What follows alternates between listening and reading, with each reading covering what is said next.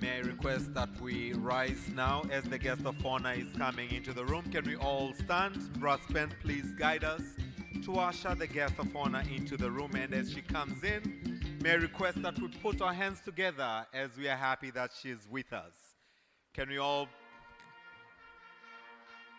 clap our hands?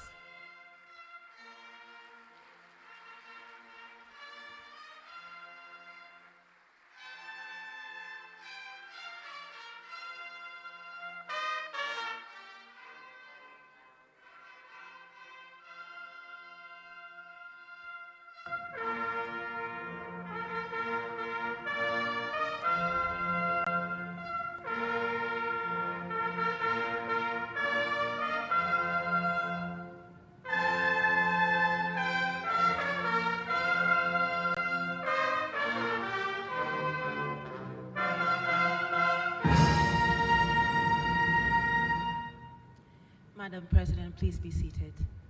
May we all please be seated?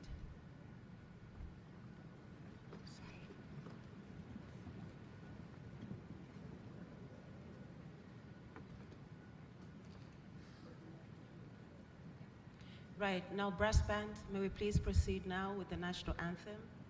And please, may we please rise again? So we will start with the national anthem and then proceed to the EAC anthem and then the African Union anthem.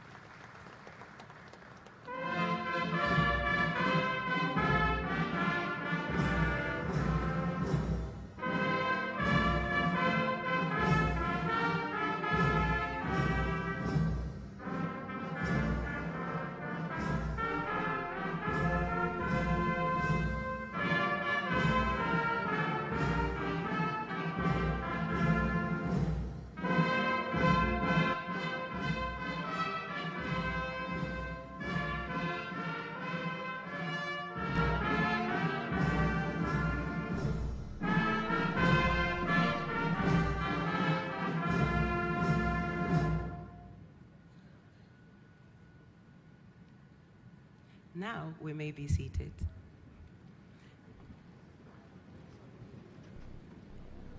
I would now like to welcome the religious leaders who are going to do our opening prayers for today, Prophet Samson and Share from Mufti's office.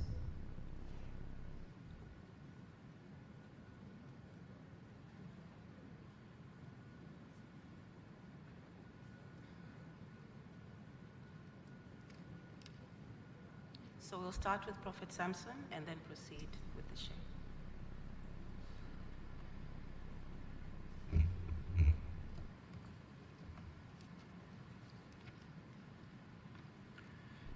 Mheshimiwa Dr. Samia Suluhu Hassan, Rais wa Jamhuri ya Muungano wa Tanzania na Amiri Jeshi Mkuu, waheshimiwa wawakilishi wote kutoka nchi zote wanaoshiriki katika mkutano huu, Mheshimiwa wawaziri wote kutoka nchi zote za Afrika wanazoshiriki katika mkutano huu, Mheshimiwa Dr. Tulia Ackson, mbunge, Spika wa Jamhuri ya Muungano wa Tanzania na Rais wa Muungano wa Mabunge yote duniani IPU, waheshimiwa wabunge, Mheshimiwa Waziri Mstaafu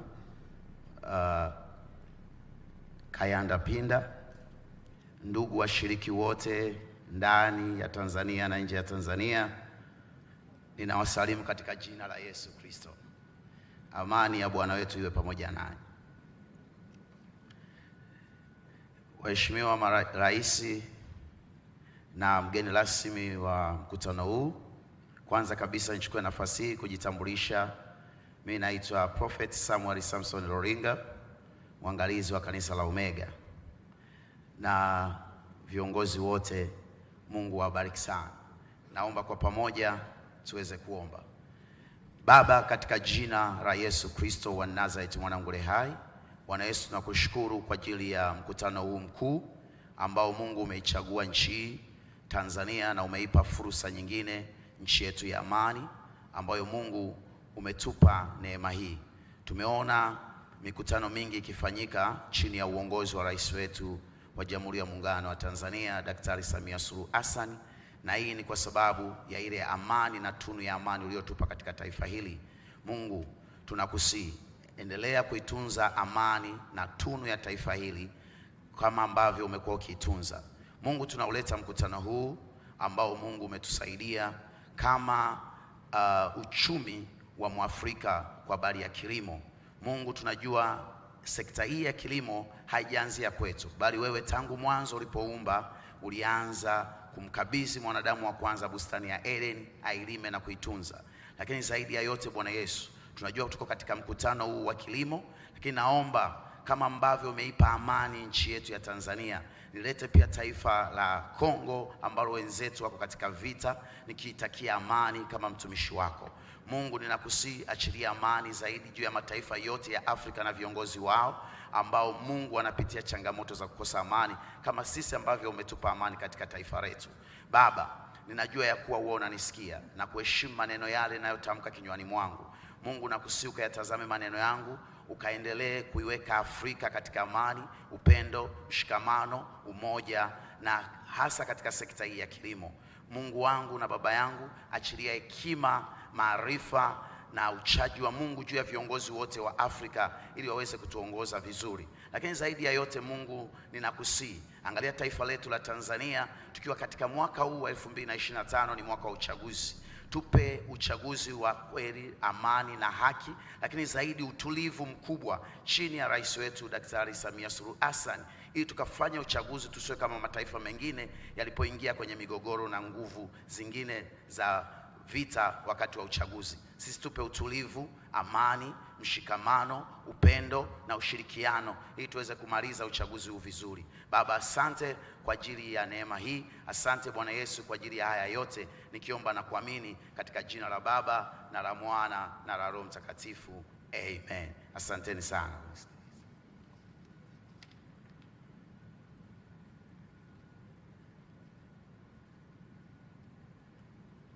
Bismillahirrahmanirrahim. Alhamdulillahi Rabbil Alamin, wassalatu wassalamu ala Rasulillahi sallallahu alayhi wasallam. Mwenyezi Mungu muumba wa mbingu na ardhi na vilivyomo ndani yake, tumesimama hapa waja wako wa nchi mbalimbali za Kiafrika kwa ajili ya mkutano huu wa tatu wa mataifa yanayozalisha kahawa barani Afrika. Tunakuomba Mwenyezi Mungu, kama tulivyoanza nawe jana na tuwe nawe leo na tena mpaka mwisho wa mkutano huu, utie baraka, mafanikio na kila kilichojadiliwa katika mkutano huu na kilichopangwa. Tunakuomba Mola wetu, tia mkono wako wa baraka kikatoe tija iliyokusudia, ili wa Afrika waweze kufaidika na zao hili na hatimaye uchumi wetu ukue. Mwenyezi Mungu, tunakuomba uilinde, uhifadhi amani na utulivu wa nchi yetu ya Jamhuri ya Muungano wa Tanzania, na uilinde amani na utulivu katika jamii yetu wote ya nchi za Kiafrika, ili Tanzania imetulia na nchi zetu za Afrika zote zitulie, ili Waafrika waweze kutulia na kufanya maendeleo kwa faida yao. Mwenyezi Mungu, tunakuomba mlinde, mkinge, mnusuru, muhifadhi rais wetu wa Jamhuri ya Muungano wa Tanzania, mama yetu Samia Suluhu Hassan. Mtie nguvu pale alipodhoofika ya Rab. Muongoze pale ambapo hakuona, mutilie nuru pale ambapo pana giza, na pale ambapo anakosea msamehe, umtie nguvu aweze kutuongoza vizuri kama ambavyo anatuongoza, na hatimaye taifa hili liendelee kuwa ni taifa la amani, ustawi na maendeleo. Mwenyezi Mungu, tunakuomba kwa mkutano huu, yote yanayojadiliwa na yanayopangwa hapa kayasimamie Mwenyezi Mungu, ili aweze kuleta tija inayokusudia, na wageni wetu waendelee kuwa salama hapa Tanzania, na wakitoka watoke wakiwa wana furaha na amani, ili kisiwa chetu kiendelee kiwe na sifa na utukufu. Tunakuomba haya na yote kwa hadhi na cheo cha utukufu wako Mola wetu, na jaha ya mtume wetu Muhammad sallallahu alayhi wasallam. Amin, amin, amin.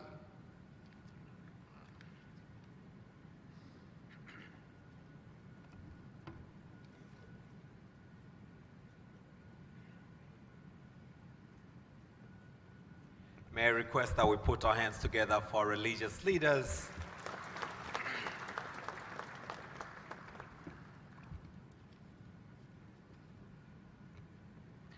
Your Excellency, Dr. Samia Suluhu Hassan, the President of the United Republic of Tanzania and our guest of honor this morning. I believe all of us are very honored and delighted to have her in our midst. Can we please, all of us, put our hands together for the guest of honor this morning?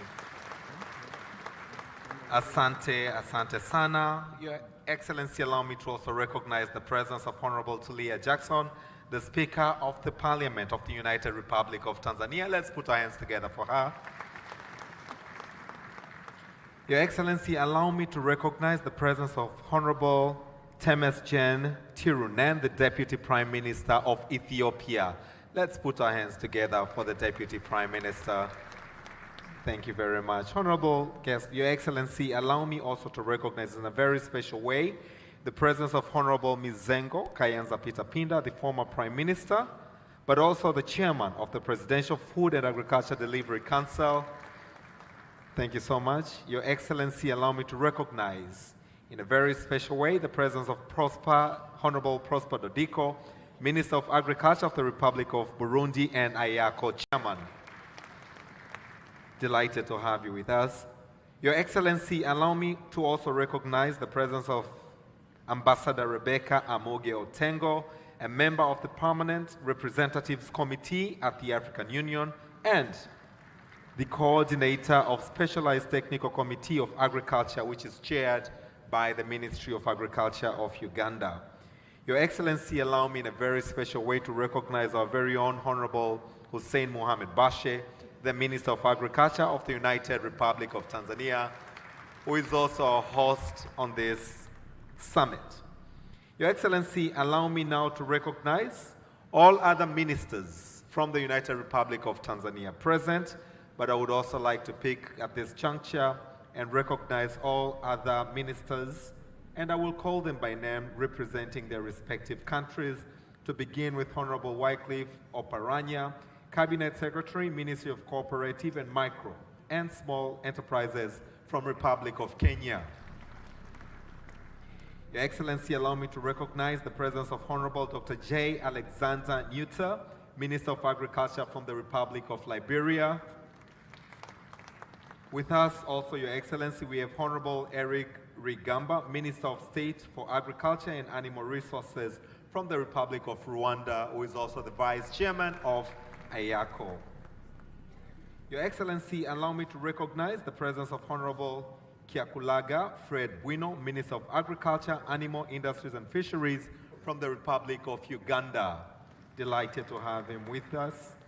Your Excellency, allow me to recognize in a very special way the presence of Honorable Davis Marapira, Deputy Minister of Land, Agriculture, Fisheries, Water and Rural Development from the Republic of Zimbabwe. Your Excellency, allow me to recognize the presence of Mr. Anselm Guton, the Secretary General, Coordinator Committee for Coffee and Cocoa Sector from Togo. Your Excellency, allow me to recognize the presence of His Excellency Ambassador Solomon Rotega, the Secretary General of AYACO. Your Excellency, allow me to recognize the presence of His Excellency El Badwi Mohammed, Dean of the African Diplomatic Group, Ambassador of the Union of Comoros to the United Republic of Tanzania. But also at this juncture, allow me to recognize all Excellencies ambassadors present. I would also like to recognize in a very special way Honorable Albert Chalamila, the Regional Commissioner for Dar es Salaam region. Let's give him a round of applause. He's our host in the region, but also allow me, Your Excellency, to recognize the presence of all regional commissioners present. I would also like, Your Excellency, to allow me to recognize the presence of honorable members of parliament present. I would also like to recognize the presence of Mr. Gerard Mweli, the Permanent Secretary in the Ministry of Agriculture, recognizing all other permanent secretaries present. I would also like to recognize the presence of respective board chairs and board members from various boards under the Ministry of Agriculture.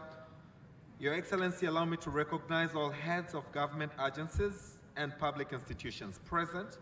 I would also like to recognize all heads of the private sector present, distinguished representatives from various ministries present.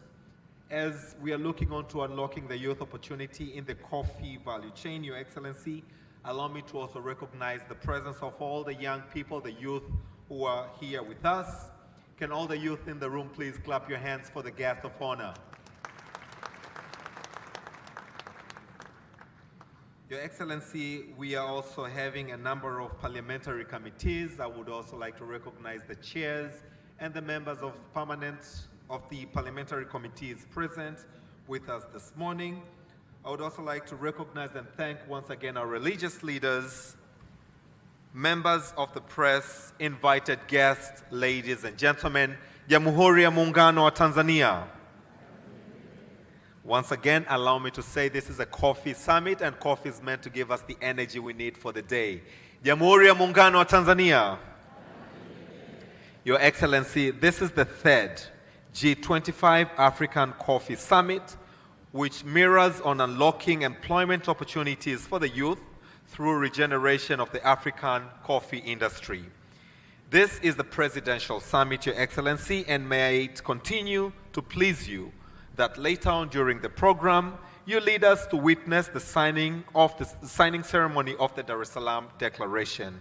Your Excellency, allow me now to invite Ambassador Solomon Rutege, the Secretary General of Inter-African Coffee Organization, for his opening statement, which will be followed by Honorable Prosper Dodiko, Chairman of AYACO, and the Minister of Agriculture from Burundi. As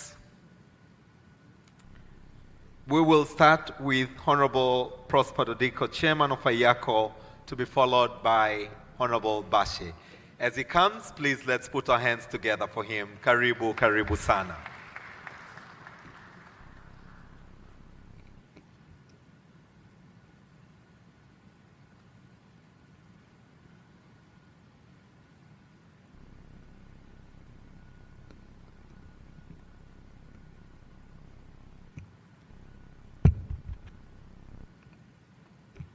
Thank you very much for this opportunity, but I apologize because I want to deliver my speech in French.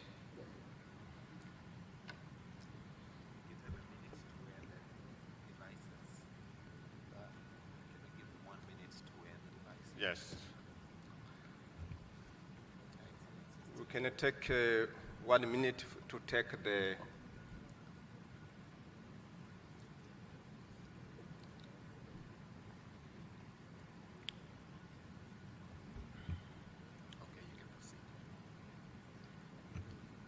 Votre Excellence, Madame la Présidente Samia Suluhu Hassan, Présidente de la République unie de la Tanzanie, Excellences, distingués délégués, Mesdames et Messieurs, au nom des États membres de l'Organisation internationale du café, OIC, je voudrais exprimer notre gratitude et notre reconnaissance à Son Excellence Samia Suluhu Hassan, Présidente de la République unie de la Tanzanie, et à son gouvernement pour avoir accueilli le 3e sommet africain du café du G25. Je voudrais également exprimer ma reconnaissance et mes remerciements aux dignitaires, aux responsables gouvernementaux et aux délégués qui ont pris le temps de participer à ce sommet très important pour le secteur café en Afrique. Je voudrais féliciter les chefs d'État des pays membres de l'Organisation interafricaine du café OIC pour leur soutien indéfectible dans le cadre de la présentation de la déclaration de Kampala lors de la 37e Assemblée des chefs d'État de l'Union africaine qui s'est tenue en février 2024. La déclaration demandait l'inclusion du café dans l'agenda 2063 de l'Union africaine, ainsi que la nomination de l'OIAC en tant qu'agence spécialisée du café, au sein, bien sûr, de l'Union africaine. Les deux requêtes de cette déclaration ont été adoptées par l'Assemblée des chefs d'État de l'Union africaine.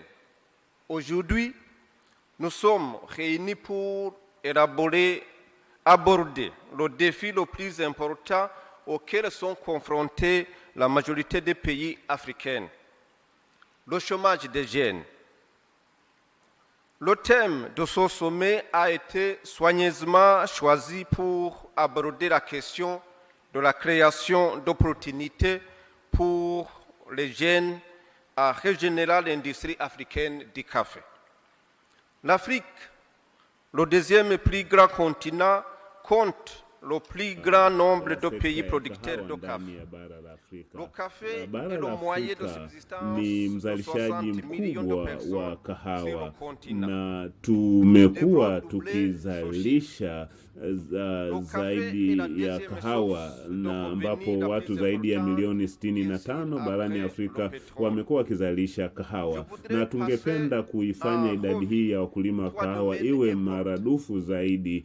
Na leo hii tunapokutana katika mkutano huu, uzalishaji na tija na ongezeko la thamani la kahawa vimekuwa bado ni changamoto, hasa kwa sababu nchi zetu hazitumii kahawa inayozalishwa ndani ya bara letu. Hadi kufikia mwaka 2050, bara letu na nchi zetu zinatarajiwa kuzalisha kahawa nyingi zaidi, na hii inaonyesha kwamba kutakuwa na hitaji kubwa zaidi la kahawa katika soko la Afrika na dunia kwa ujumla. Kwa sasa tunao wakulima ambao wanatamani kunufaika zaidi na sekta hii ya kahawa katika masoko ya kimataifa. Kwa bahati mbaya, sisi tumekuwa tukitumia asilimia ndogo sana ya kahawa ambayo tumekuwa tukizalisha wenyewe katika nchi zetu. Kwa kwa sehemu kubwa kahawa yetu imekuwa ikiuzwa nje kama kahawa ghafi, na kahawa hiyo inarejeshwa kwenye nchi zetu na kununuliwa na sisi wenyewe. Na hata hivyo, kwa bahati mbaya, uuzaji wa kahawa nje ya nchi na uzalishaji wa kahawa umekuwa ukiporomoka kwa miaka mingi, na sababu mojawapo ya kuporomoka huko kwa uzalishaji wa kahawa ni pamoja na magonjwa, mabadiliko ya tabia nchi, changamoto zinazowakabili wakulima, lakini pia ukosefu wa masoko ya kahawa na kukosekana kwa miundombinu bora ya kuongeza tija na uzalishaji.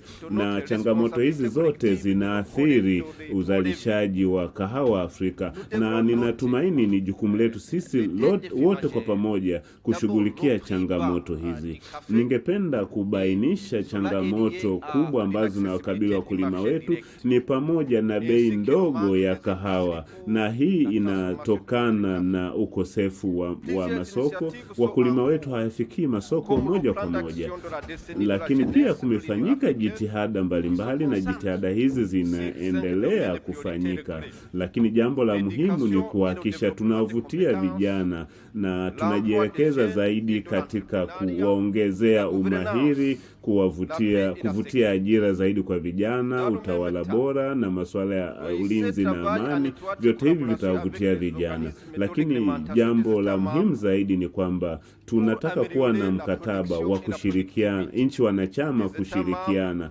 ili kuweza kuongeza tija na uzalishaji wa zao la kahawa. Ninatumaini kwamba nchi wanachama zitatamani kushughulikia changamoto ya bei ya kahawa, lakini pia kuboresha mnyororo mzima wa uzalishaji wa kahawa, na hili ni kutokana na jitihada muhimu zinazofanyika kwenye sekta hii. Tukiyafanya yote haya, tutahimizana sisi kwa pamoja kushughulikia changamoto hizi, lakini ni jambo la muhimu zaidi kujielekeza katika kunufaika na fursa zilizopo katika sekta hii, ni pamoja na kutengeneza ajira, lakini pia kujumuisha watu wengi zaidi kwenye mnyororo huu na sekta hii. Kuhusiana na kuongeza thamani ya kahawa, sisi Afrika tumekuwa tukiuza kiasi kikubwa cha kahawa ghafi nje ya nchi zetu,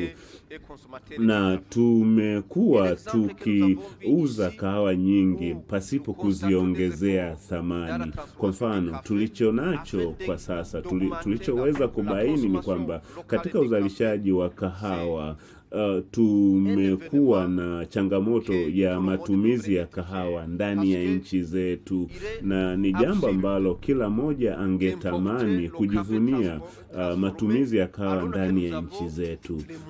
Badala ya kuuza zaidi kahawa nje, ingependeza kama tungeweza kununua kahawa sisi wenyewe ndani ya nchi zetu za Afrika. Tunahitaji kuwekeza katika miundombinu ambayo itaongeza thamani ya kahawa, kama vile ufungashaji wa kahawa. Tunatarajia kuongeza uzalishaji, hasa kama tutajielekeza vizuri kwenye kuongeza thamani. Pasipo kuleta mageuzi kwenye sekta ya kahawa, hatutaweza kutengeneza fursa nyingi zaidi za ajira kwa vijana, na tutahitaji kuwa na uwekezaji zaidi kwenye sekta hii ya kahawa. Ni jambo la muhimu kuzingatia kwamba nchi na serikali za Kiafrika kwa kushirikiana na sekta binafsi na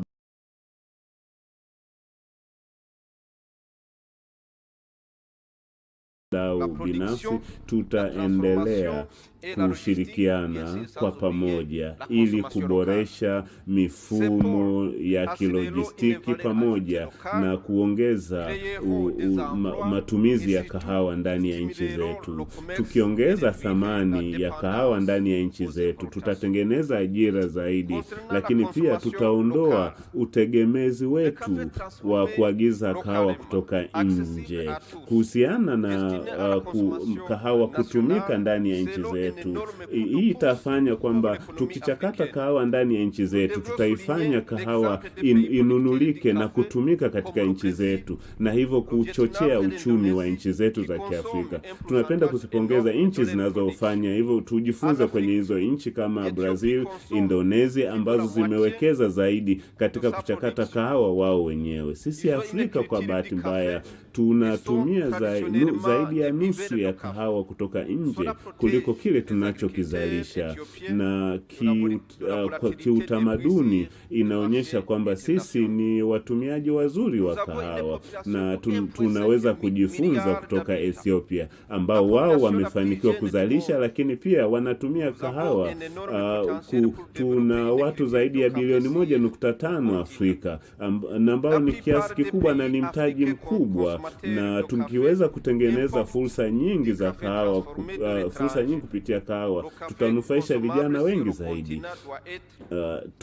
Tusiagize sana kahawa kutoka nje, badala yake tuongeze thamani ya kahawa hiyo sisi wenyewe ndani ya bara la Afrika. Tunashukuru kwa uwepo wa mkataba wa eneo huru la biashara Afrika. Ninatumaini kwa kupitia AfCFTA tutaweza kuwalazimisha nchi za Kiafrika zinunue kahawa kutoka nchi jirani za Kiafrika badala ya kuagiza kutoka nje, na hili ni jambo la muhimu, na nadhani ni la lazima kwa nchi za Kiafrika kutumia kahawa inayozalishwa na nchi jirani ndani ya bara letu la Afrika. Lakini pia ningependa kusisitiza kwamba mkutano huu ni muhimu sana kwa sekta au kwa tasnia ya kahawa, ambapo tunajadili namna sekta hii inaweza kutengeneza ajira zaidi na kuwanufaisha vijana na wanawake wa Afrika. Tukio hili au mkutano huu ni muhimu zaidi katika kushughulikia changamoto zinazokabili sekta ya kahawa ndani ya bara letu la Afrika. Mkutano huu utatuwezesha kupata suluhisho za kudumu, na kila mmoja wetu aliyemo katika ukumbi huu ana mchango mkubwa wa kuchangia kukuza sekta hii. Na takieni majadiliano mema. Asante sana.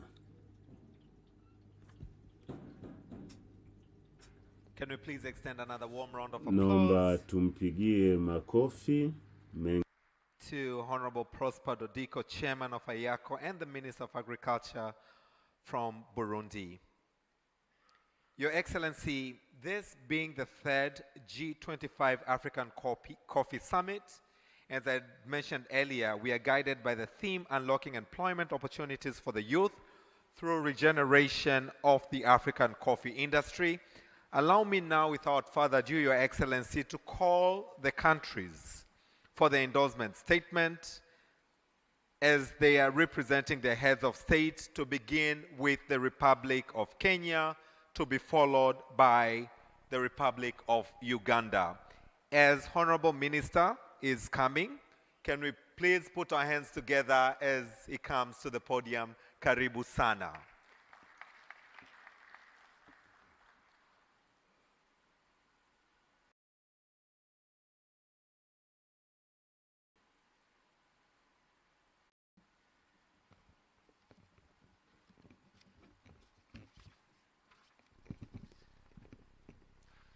Your Excellency, Dr. Samia Suluhu Hassan, President of the United Republic of Tanzania, the Deputy Prime Minister of Ethiopia,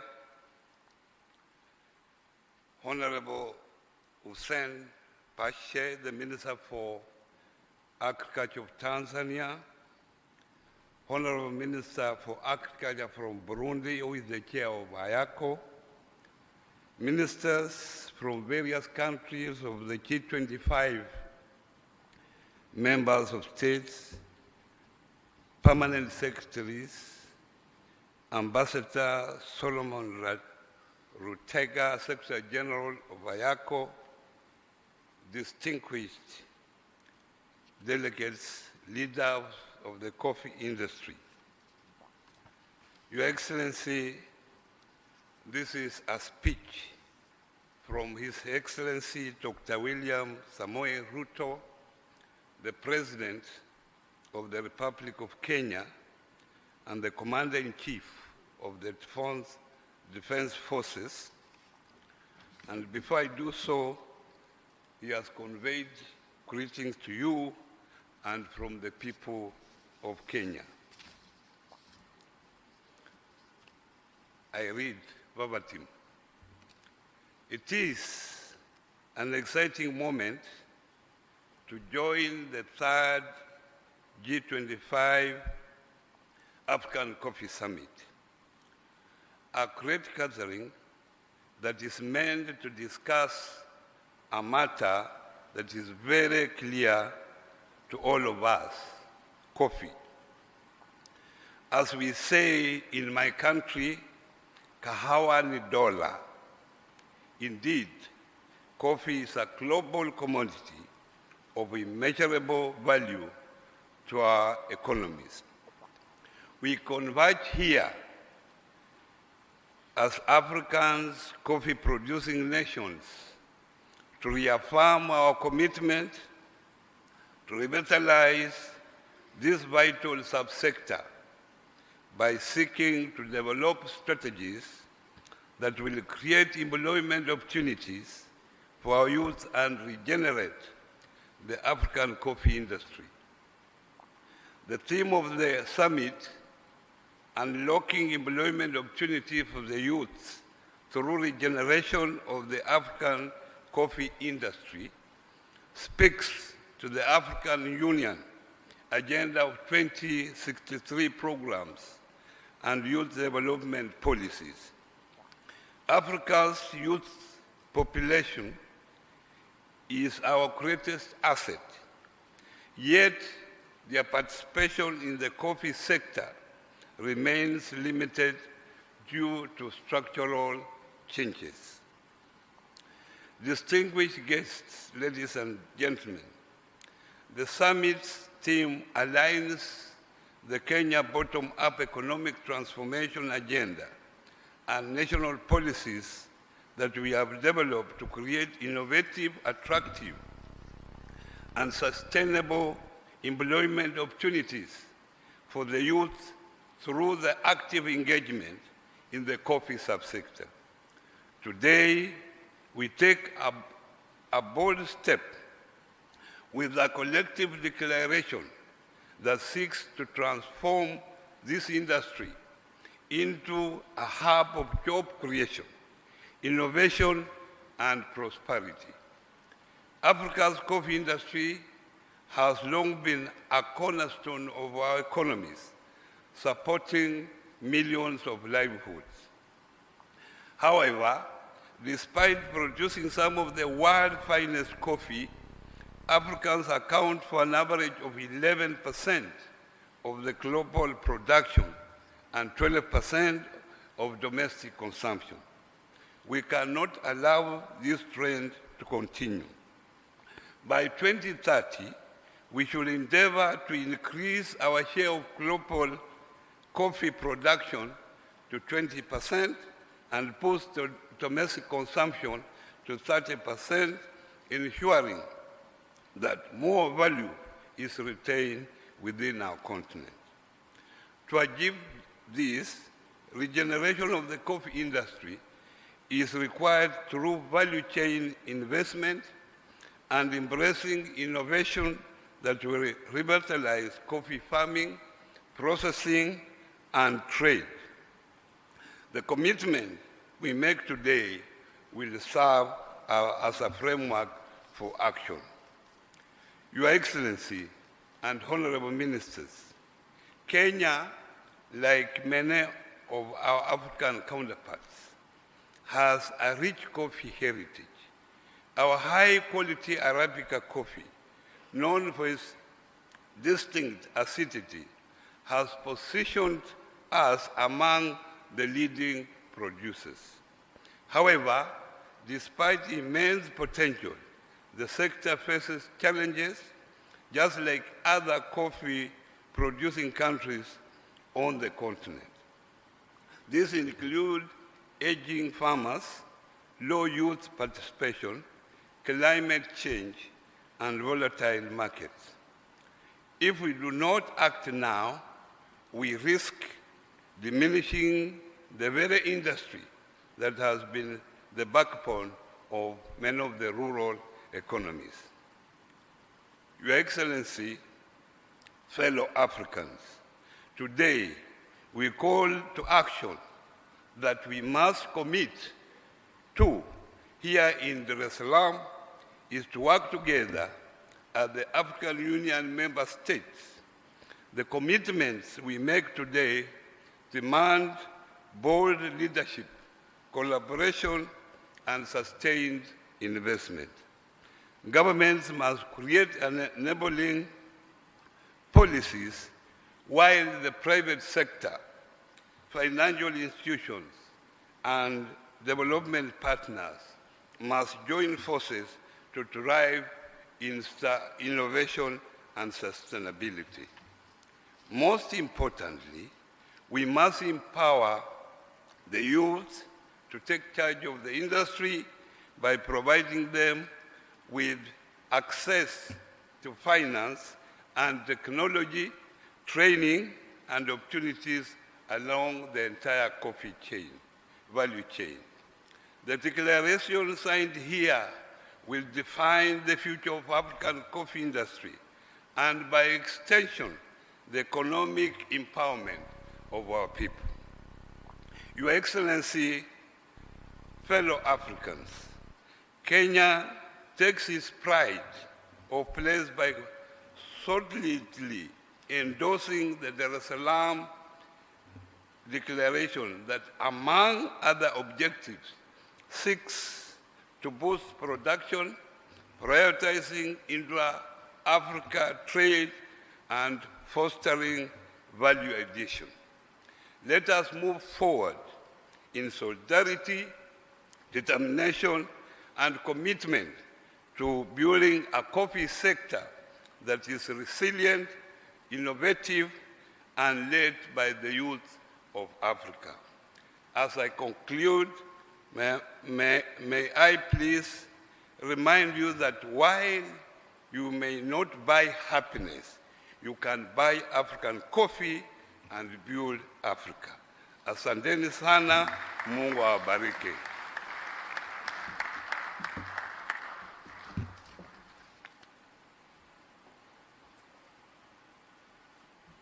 Thank you very much, Honorable Wycliffe A. Oparanya, who is the Cabinet Secretary, Ministry of Cooperatives and Micro, Small, and Medium Enterprises from the United Republic of Kenya. Asante sana. And now, Your Excellency, allow me to welcome Honorable Kyakulaga Fred Bwino, who is the Minister of Agriculture, Animal Industries and Fisheries from the Republic of Uganda, for his endorsement statement for the Dar es Salaam Declaration.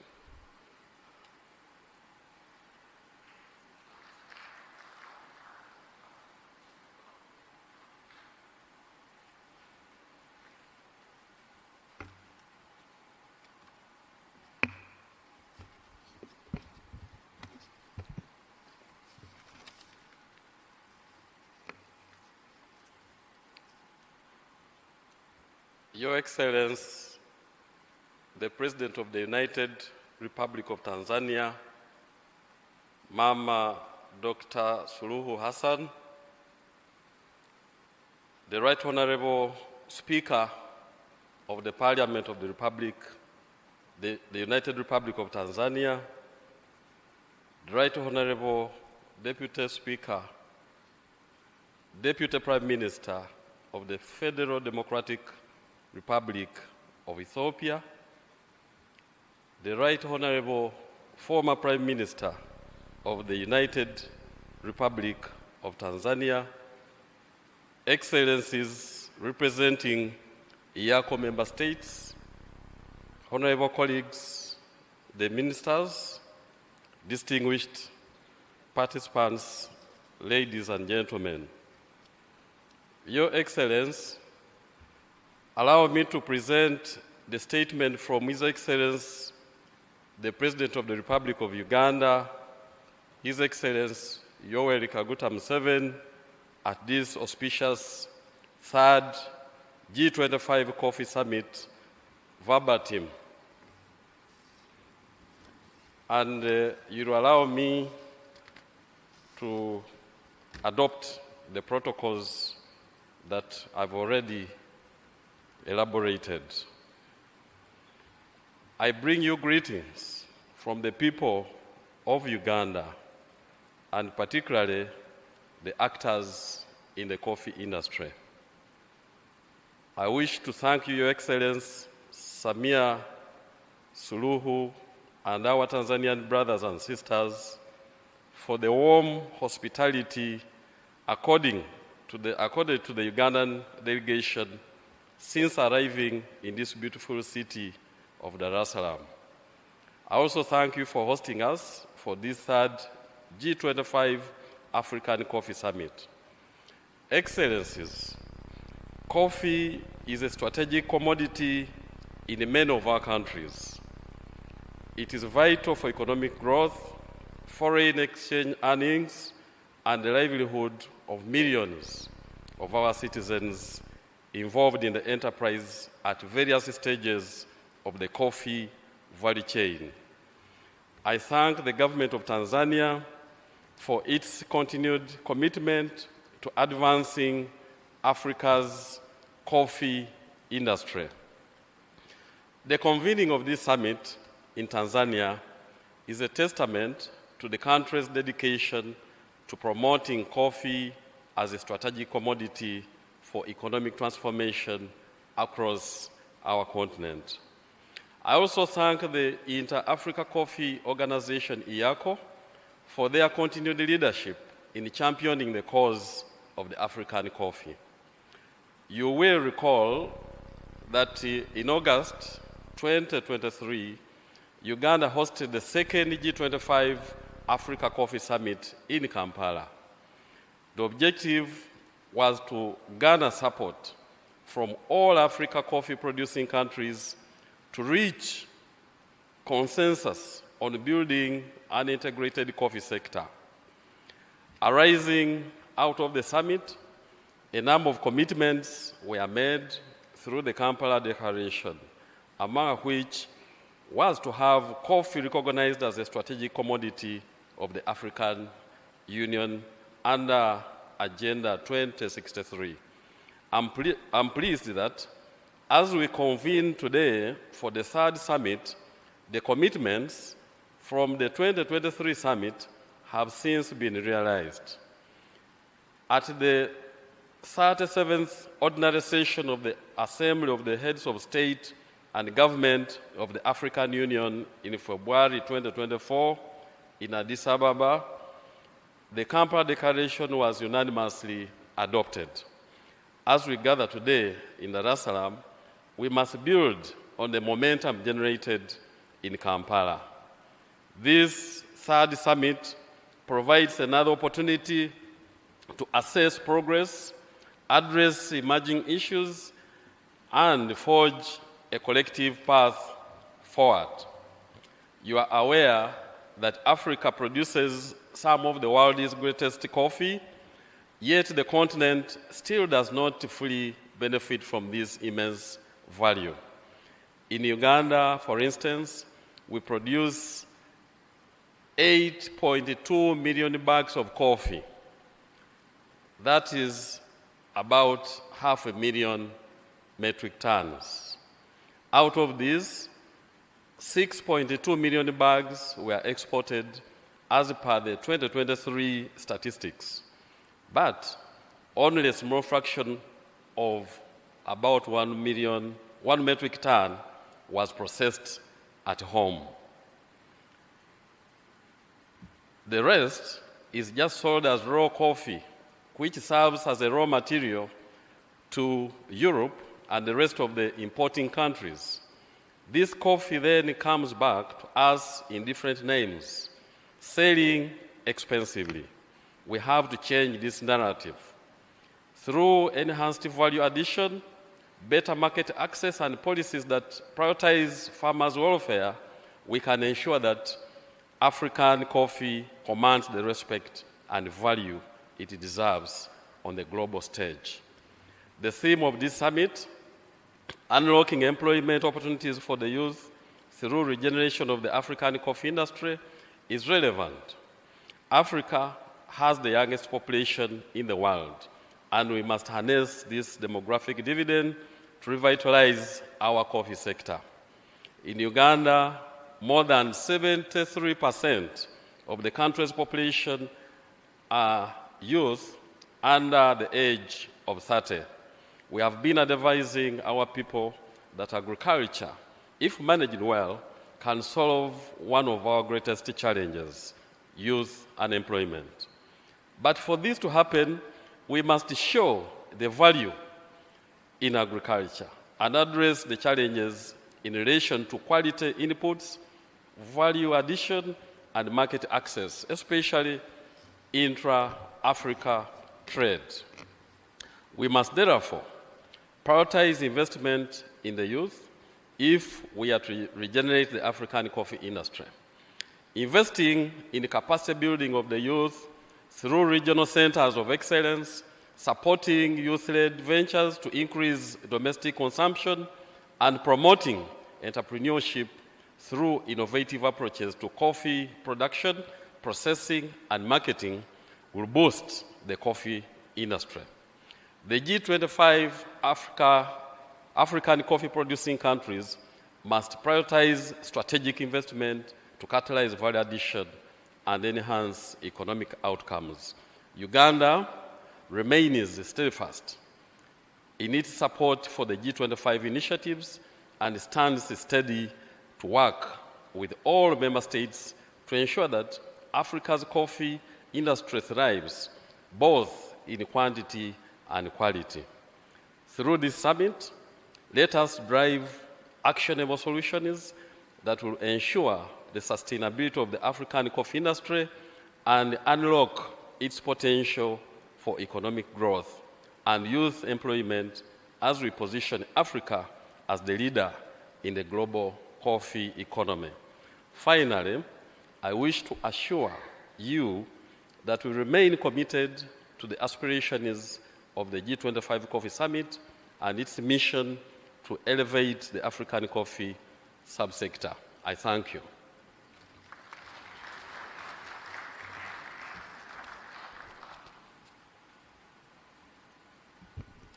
Can we please extend another round of applause to Honorable Kyakulaga Fred Bwino of the Republic of Uganda for your endorsement statement on the Dar es Salaam Declaration, Your Excellency. Allow me now to invite Honorable Eric Rigamba, Minister of State for Agriculture and Animal Resources of the Republic of Rwanda, for the endorsement statement of the Dar es Salaam Declaration, to be followed by that of Togo. As he comes, let's give him a warm round of applause.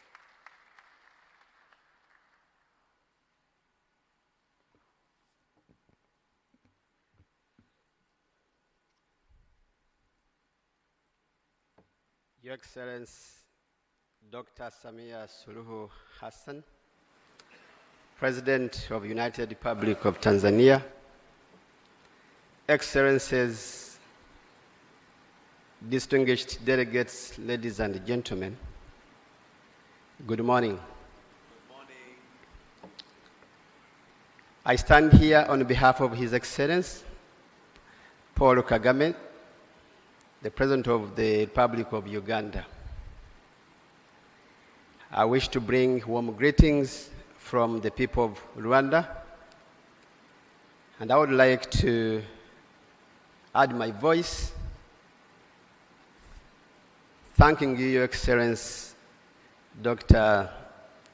Samia Suluhu Hassan, and the government of the United Republic of Tanzania for hosting the third G25 African Coffee Summit. Since we arrived, we are treated like brothers and sisters. People are very warm everywhere we go, and the experience is very remarkable.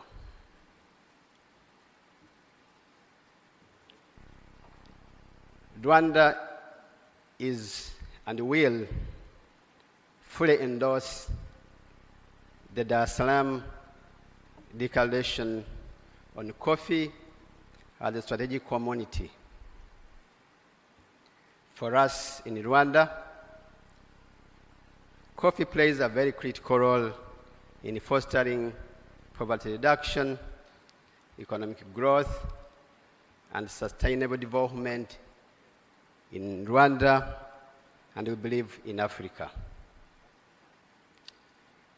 Coffee production in Rwanda supports hundreds of thousands of families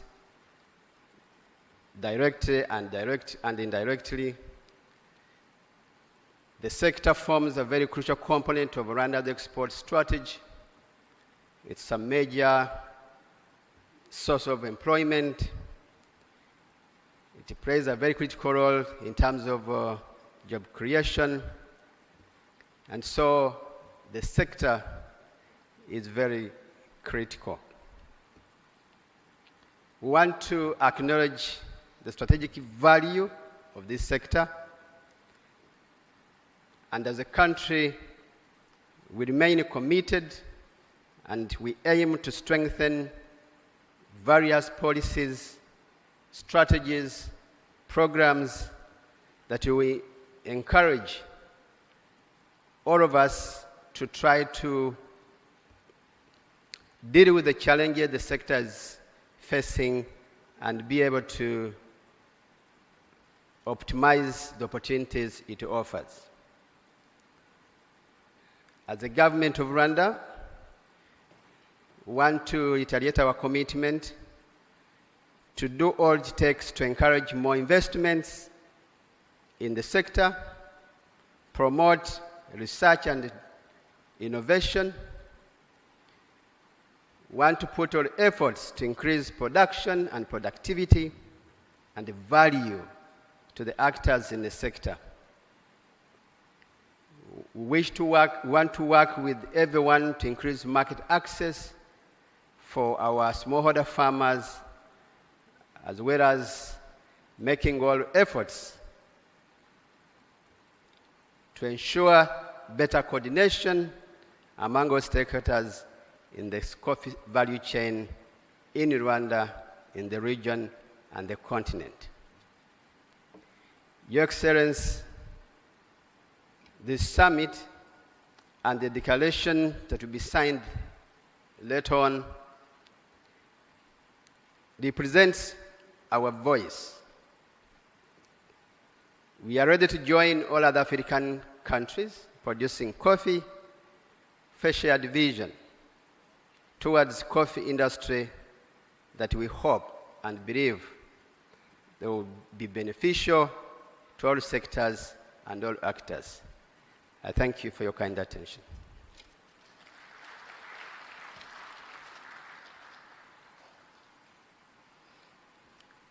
Thank you very much, Honorable Eric Rugamba, Minister of State for Agriculture and Animal Resources. And now, Your Excellency, allow me to welcome Mr. Anselme Gouton, who is the Secretary General Coordination Committee for Coffee and Cocoa Sectors of Togo, for his endorsement statement that will also be followed by the Deputy Prime Minister, Honorable His Excellency Temesgen Tirune, from the Federal Democratic Republic of Ethiopia.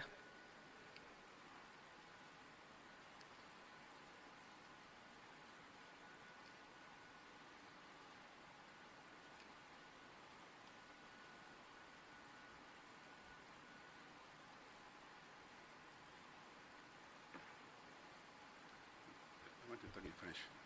In French. You can display.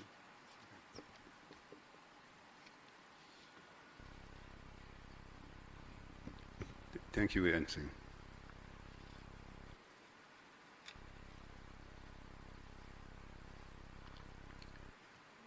In French, please. Tafadhali tuvae vifaa vya ukalimani. Excellence, Dr. Samia Mheshimiwa Dr. Samia Suluhu Hassan,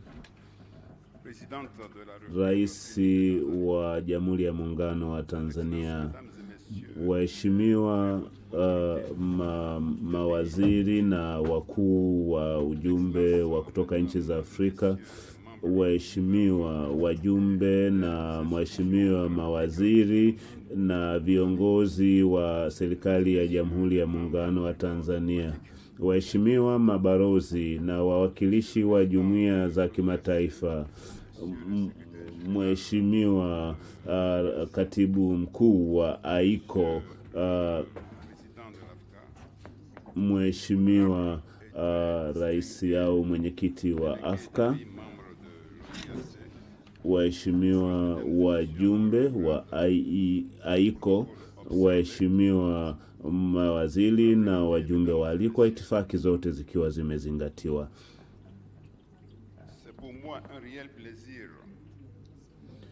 Ni heshima na taadhima kubwa sana kupewa nafasi hii ya kuzungumza katika mkutano huu muhimu kwa niaba ya nchi yangu ya Togo, lakini pia kwa niaba ya Mheshimiwa Rais Yasimbe, rais wa Jamhuri ya Togo, ambaye amenituma kuja kutoa maoni au tamko kuhusiana na azimio hili na katika mkutano huu mkuu wa masuala ya kahawa Afrika.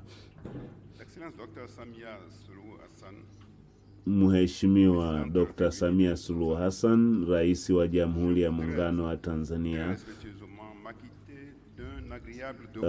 kwa heshima na taadhima zote, ningependa kuchukua fursa hii kuwasilisha salamu za Mheshimiwa rais mwenzako wa Jamhuri ya Togo, lakini pia ningependa kuchukua fursa hii adhimu kushukuru wa Tanzania na serikali ya Tanzania kwa nafasi hii na kwa ukarimu tulioupata tangu tulipowasili katika jiji hili zuri sana la Dar es Salaam. Tumefurahia uwepo wetu hapa, mabibi na mabwana.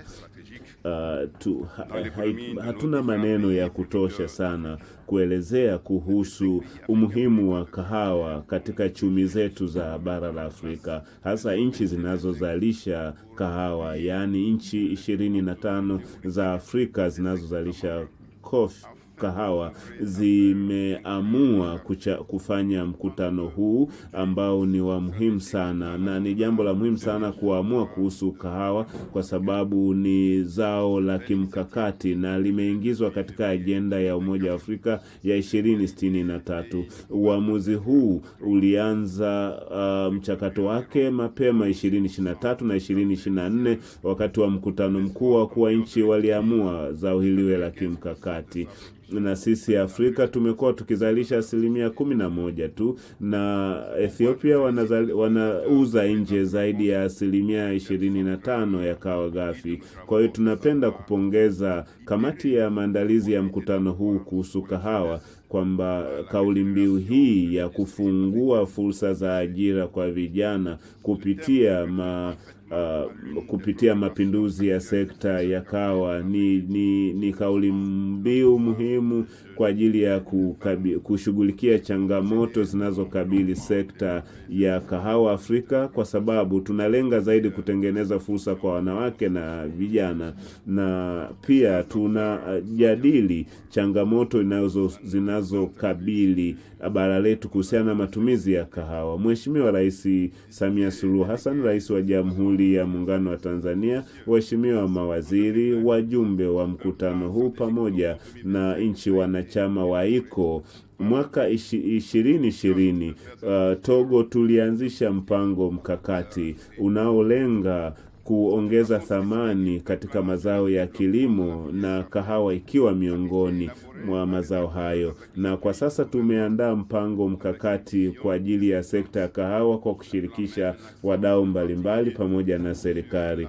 Na tumekuwa na mpango wetu huu ambao tunatarajia tutaanza kupata matokeo mazuri mwaka 2030, na tukilenga zaidi kuongeza thamani ya kahawa, lakini pia kulinda mazingira ili kahawa uzalishaji wa kahawa usiathiriwe, lakini pia tunajielekeza namna ya kuongeza thamani ya kahawa na kutengeneza mazingira bora ya kimasoko kwa ajili ya kahawa. na kuweza kuongeza thamani ya kahawa kwa kupitia wazalishaji wa ndani kabla haijauzwa nje. Lakini pia tumekuwa na jitihada mbalimbali tulizozianzisha za kuhusisha teknolojia katika uzalishaji. Mwaka 2024 tumeandaa miongozo inayowasimamia wadau wote wa sekta ya kahawa katika nchi yetu ili waweze kusimamia vizuri uzalishaji. Na uchakataji wa kahawa ulianza mwaka 2020 na tumekuwa na viwanda vidogo ambavyo vinachakata kahawa ambayo imeshakaangwa, na tunalenga zaidi kuongeza au kuboresha kwa kiwango kikubwa ubora na matumizi ya kahawa ndani ya nchi yetu. Sehemu kubwa ya kahawa inayozalishwa ndani ya nchi yetu iliwe au itumike na wananchi wa Togo. Kwa kuhitimisha hotuba yangu, napenda kueleza kwamba tunapaswa kuwa na dhamira thabiti kuimarisha sekta hii, na nchi yetu imedhamiria na inaahidi kutekeleza majukumu mbalimbali ya kusimamia maendeleo katika sekta ya kahawa, na ninatumaini kwa pamoja tukishirikiana kwa maana ya nchi 25 zinazozalisha kahawa tunaweza tukafanikiwa. Napenda kumshukuru Mheshimiwa Rais Dr. Samia Suluhu Hassan, Rais wa Jamhuri ya Muungano wa Tanzania, na ninyi nyote kwa kunisikiliza. Asanteni sana.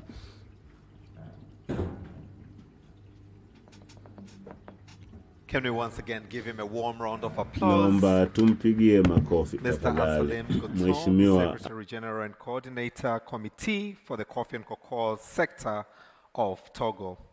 Your Excellency, we are truly honored, very honored to have with us this morning on the 3rd G25 African Coffee Summit 2025 Honorable Temesgen Tirunen, the Deputy Prime Minister of Ethiopia.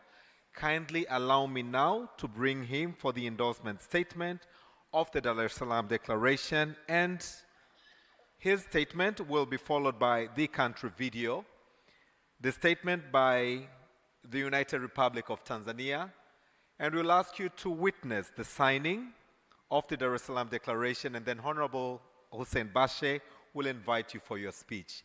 But for now, distinguished delegates, ladies and gentlemen, let's put our hands together for the Deputy Prime Minister of Ethiopia as he comes for his endorsement statement. Karibu sana.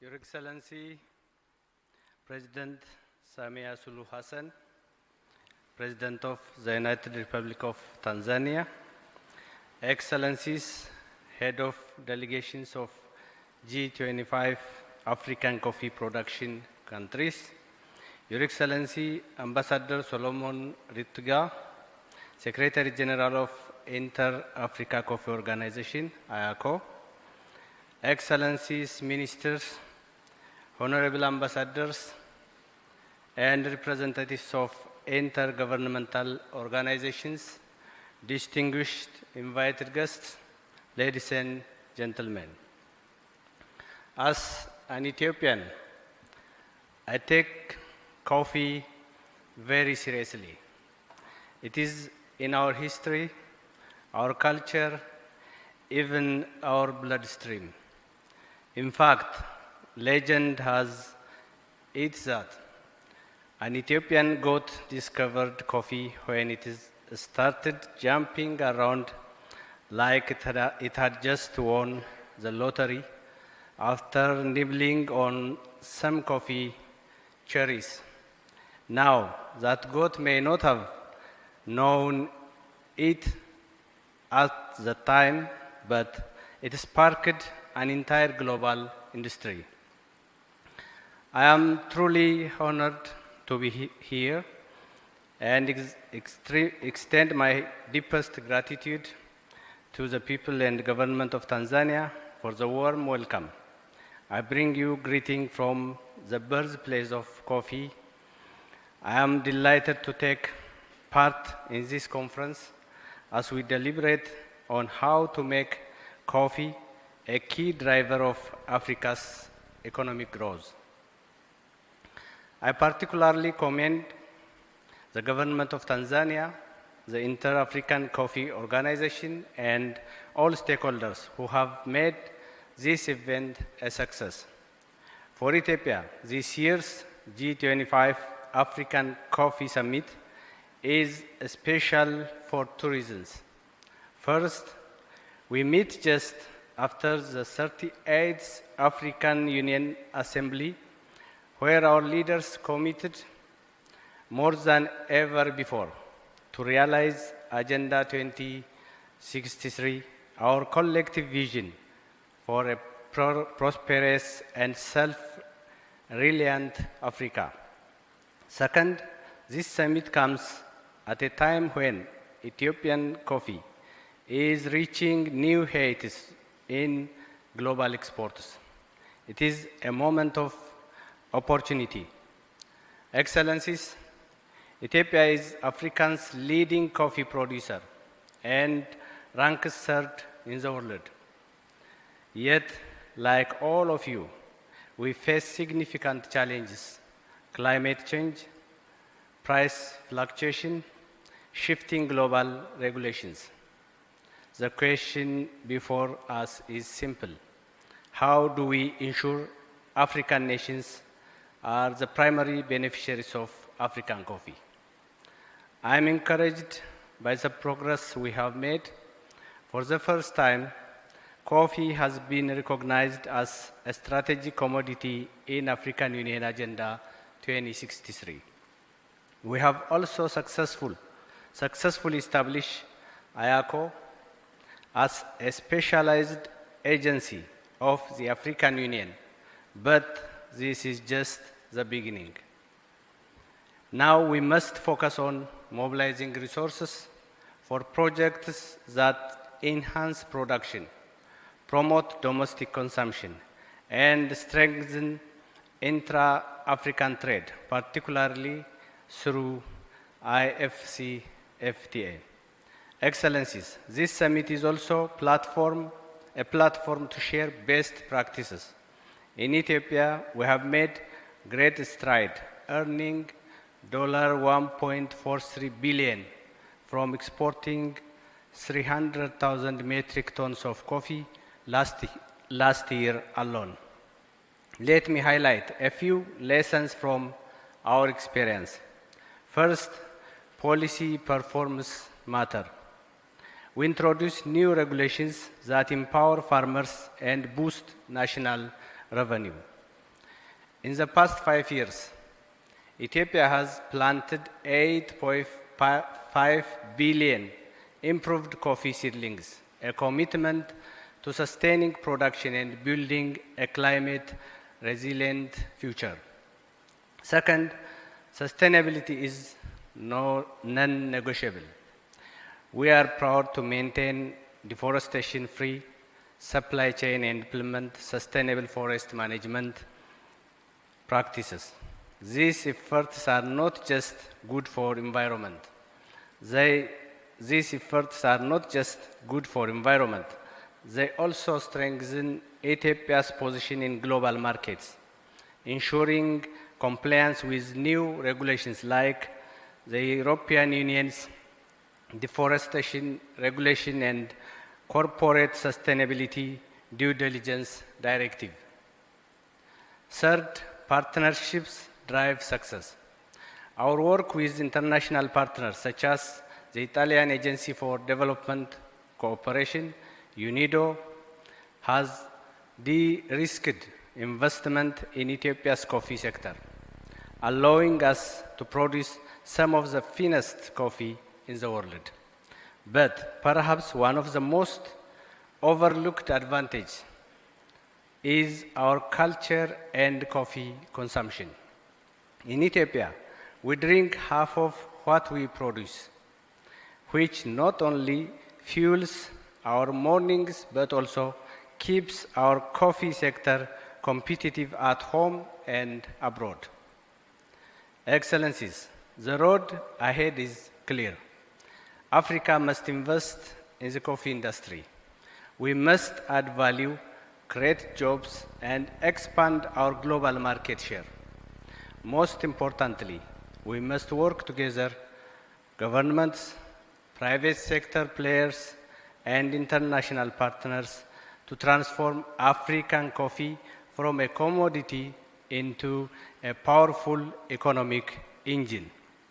I want to assure Ethiopia stands ready to turn the outcomes of this summit into concrete actions, because at the end of the day, coffee is not just a drink. It is our history, our culture, and if we do this right, our future. As we move forward, let us submit to translating our discussions into action, building a more sustainable, competitive, and prosperous Africa coffee industry. The potential is immense, and together we can ensure that Africa reaps the full benefit of its coffee sector. Ethiopia remains dedicated to this shared vision, and I look forward to a continued collaboration with all of you. Excellencies, at last, as previously stated, Ethiopia is renowned as the birthplace of coffee and stands the largest coffee producer on the continent Africa. During our chairmanship of IACO, we played a pivotal role in securing coffee's recognition as a strategic commodity within the AU 2063 agenda. Our initiatives to boost domestic coffee consumption, alongside the strategies we have implemented to empower youth and women in the coffee industry, underscore our unwavering commitment. In light of these efforts, Ethiopia would be deeply honored to host the 4th G25 summit in 2027.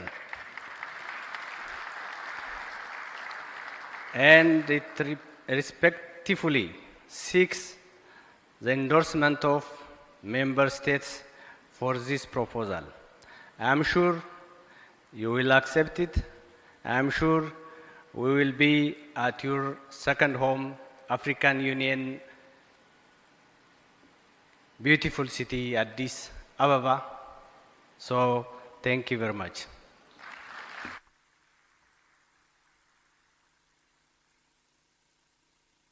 Thank you very much.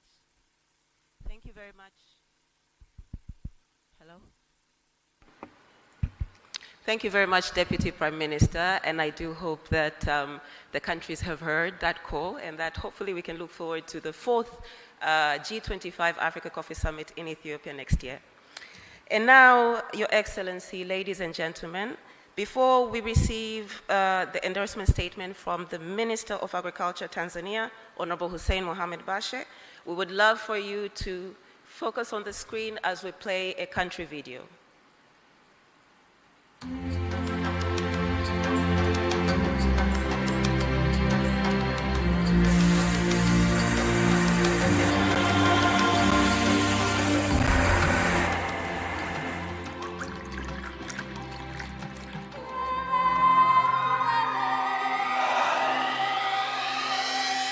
Tanzania, East Africa, a land of rich soils, breathtaking landscapes, and one of the world's most cherished commodities, coffee.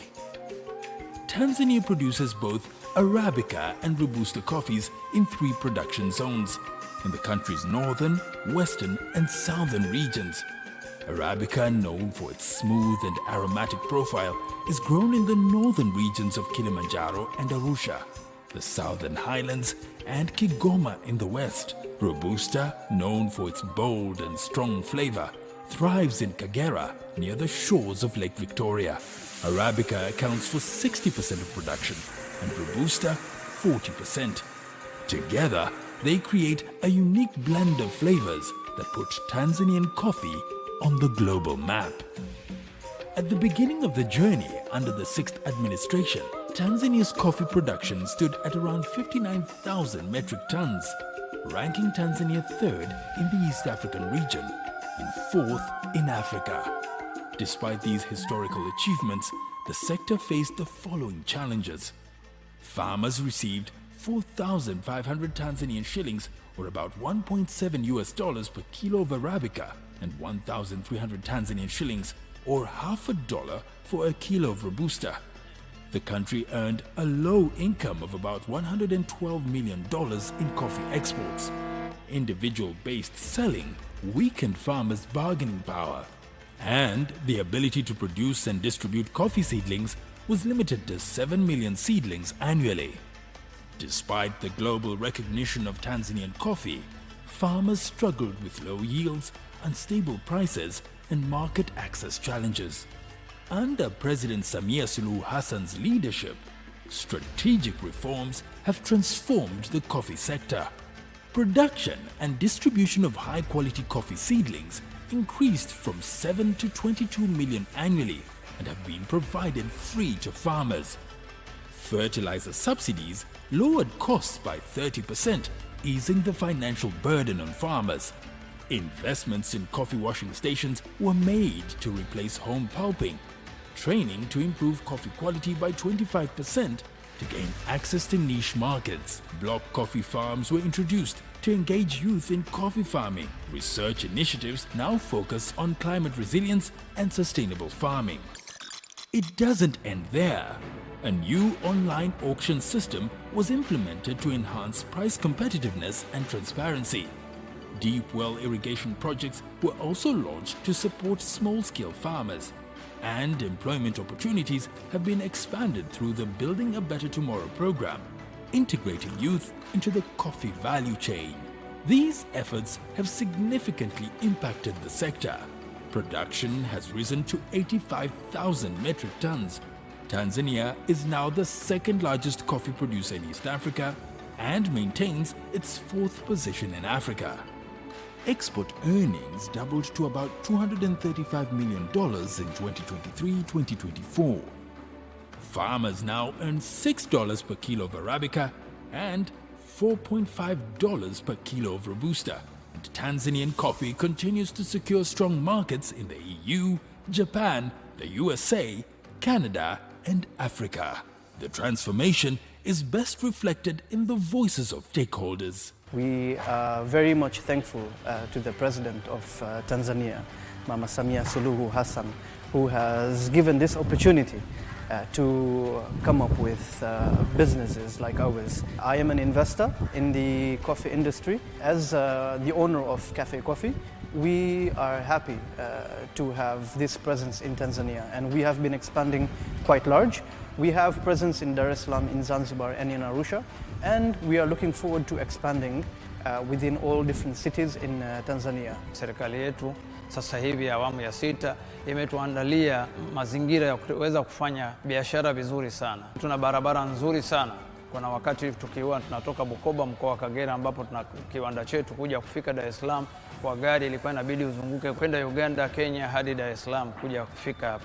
Sasa hivi ni masaa machache unatoka Bukoba mpaka Dar es Salaam kwa gari na pia kwa ndege ambazo zinasafiri baina ya Bukoba na Dar es Salaam kwa kutengenezea na treni ambayo sasa hivi itafika hadi Mwanza hadi itakapopita kupita mkoa wa Kagera kwenda nchi jirani. Tuna diplomasia ya uchumi ambapo mimi mwenyewe kama mzalishaji wa kahawa nimeweza kwenda nchi mbalimbali kwenye maonyesho kutokana na diplomasia ya uchumi. Mabalozi wetu wametuhimiza na wanatukaribisha na tunakwenda kwenye maonyesho kwenye nchi hizi mbalimbali tukionyesha kahawa zetu na kupata wateja kutoka sehemu mbalimbali duniani. I just came back from Dubai, the World of Coffee, and the opportunity is huge. Tanzania is in the highlight, and we are now going to initiate the G25 in Dar es Salaam at JNICC, which is going to open a huge room for a lot of investors, for businesses, and especially to the youth in Tanzania. Looking ahead, Tanzania's coffee sector has ambitious goals. First, to increase production to 300,000 metric tons by 2030. To boost coffee export earnings to $1 billion. The government also plans to expand value-added coffee processing to 15% of total production. And it also plans to strengthen Tanzania's position in international markets by meeting EU regulations and global quality standards. From plantation to cup, every sip of Tanzanian coffee tells a story of resilience, growth, and opportunity. Whether you're a farmer, processor, exporter, or consumer, you are part of this journey. The future of Tanzanian coffee is bright, and there's ample room for all to grow, invest, and savor its unmatched quality. Let's work together to revitalize the African coffee industry and create meaningful employment for our youth.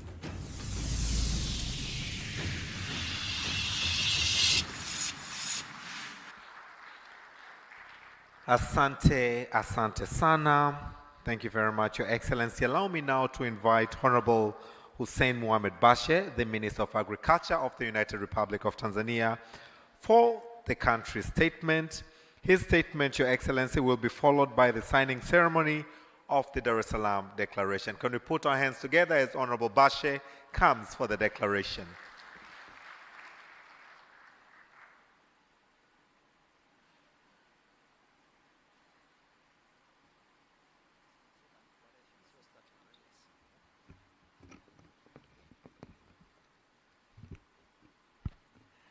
Your Excellency, the President of the United Republic of Tanzania, Dr. Samia Suluhu Hassan, Your Excellency, the Deputy Prime Minister of the Republic of Ethiopia, my colleagues, Ministers of Agriculture from G25 and the government representative, I will not have a statement. Tanzania endorses the declaration. That will be my short statement.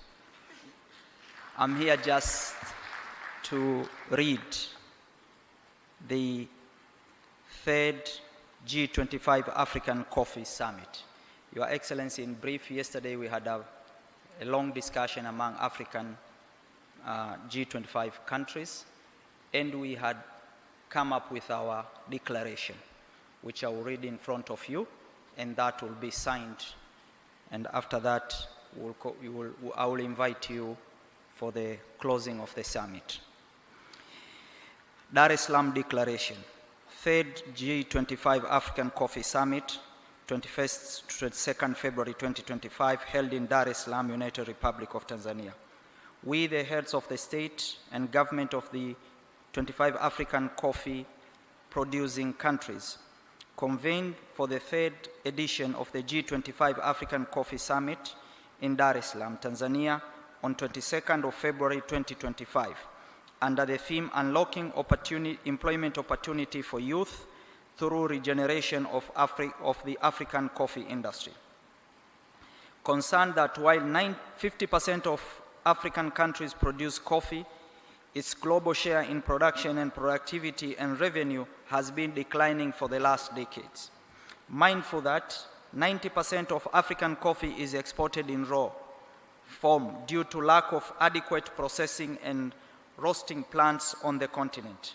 Considering that Africa, with a total population of 1.5 billion, has the youngest population in the world, about 70% below the age of 30, with a high level of unemployment. Recognizing that there is an urgent need to unlock employment opportunity for the youth and women, and noting the imminent threat of climate change on coffee and the urgency to support research on varieties resilient to harsher climate conditions, pests and diseases.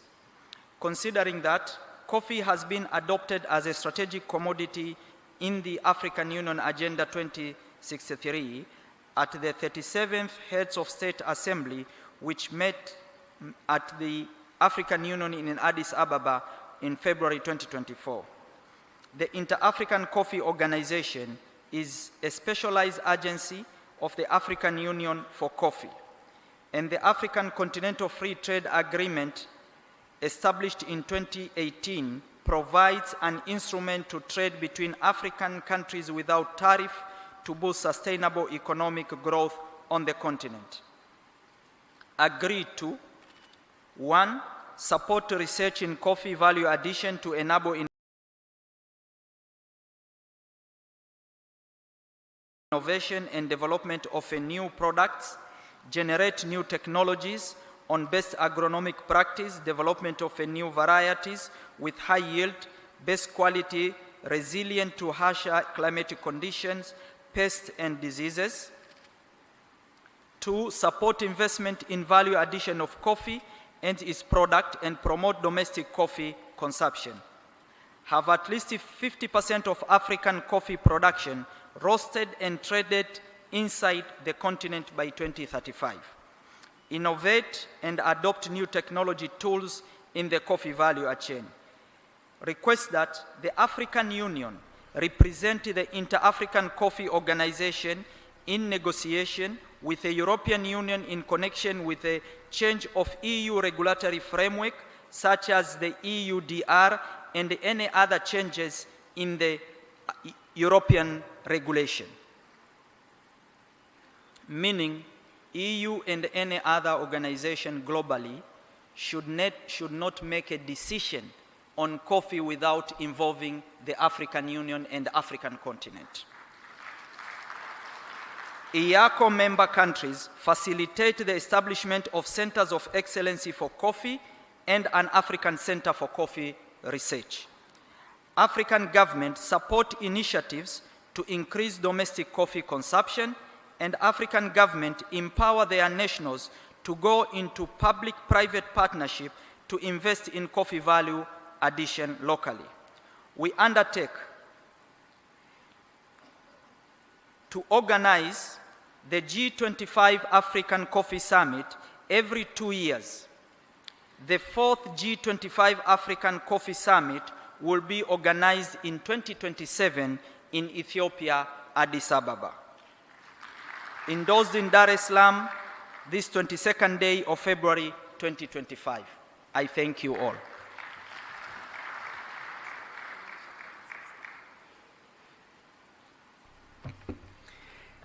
As it has been read, we have all been represented. I believe a bigger round of applause would do. Can we once again put our hands together? Your Excellency, allow me now to invite for the signing ceremony, as you are to witness, Honorable Prosper Dodiko, the Chairman of IACO and the Minister of Agriculture from Burundi. As he comes, let's put our hands together for him.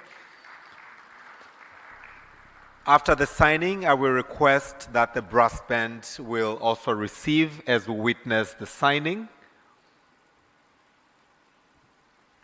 Excellency, distinguished delegates, ladies and gentlemen, what we are witnessing right now is Honorable Hussein Bashe, the Minister of Agriculture, and Honorable Prosper Dodiko, the Chairman of IACO, signing the Dar es Salaam Declaration.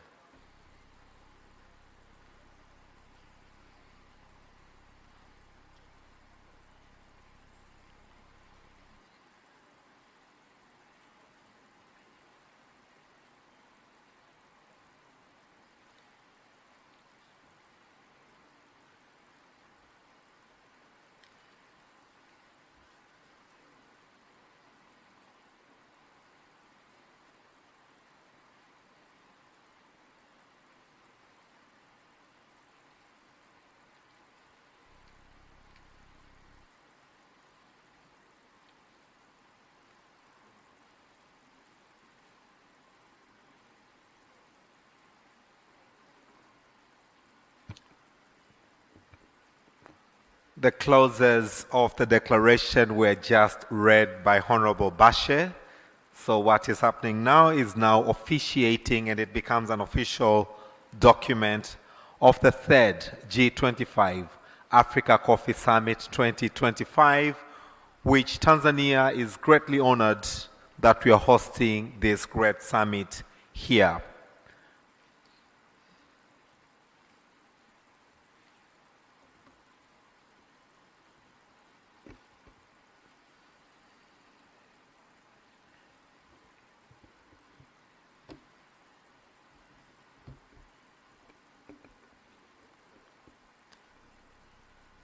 Can we all please put our hands together?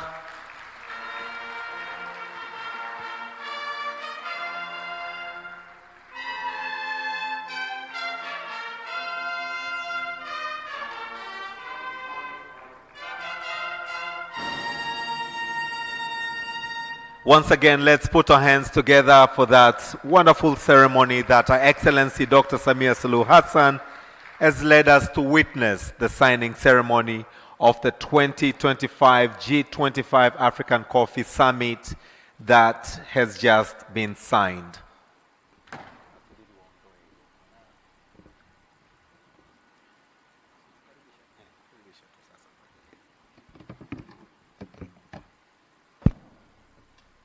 Your Excellency, the President of United Republic of Tanzania, without wasting much of your time, we thank you very much for the participation of this event.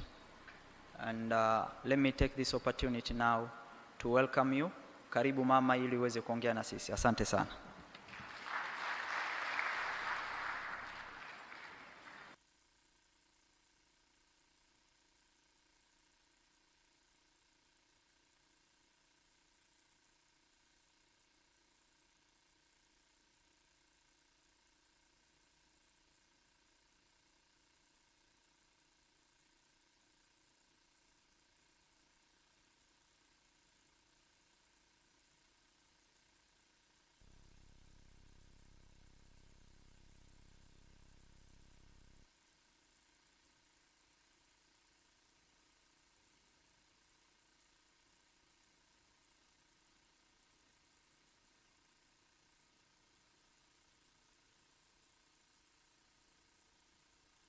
Mstaafu Mizengo Pinda na mwenyekiti wa Baraza la Kilimo la Tanzania, Mheshimiwa Spika wa Jamhuri ya Muungano wa Tanzania Dr. Tulia Ackson na Rais wa Mabunge Duniani, waheshimiwa wawakilishi wa wakuu wa nchi na serikali mliopo nasi, Mheshimiwa Prosper Dodiko, Waziri wa Kilimo wa Jamhuri ya Burundi na mwenyekiti wa Shirika la Kahawa la Afrika, Inter-African Coffee Organization, AYACO, Mheshimiwa Hussein Mohamed Bashe, Waziri wa Kilimo wa Jamhuri ya Muungano wa Tanzania, na waheshimiwa mawaziri wote toka G25 mlioko hapa, Balozi Solomon Rutega, Katibu Mkuu wa Shirika la Kahawa la Afrika na ujumbe uliofuatana nao,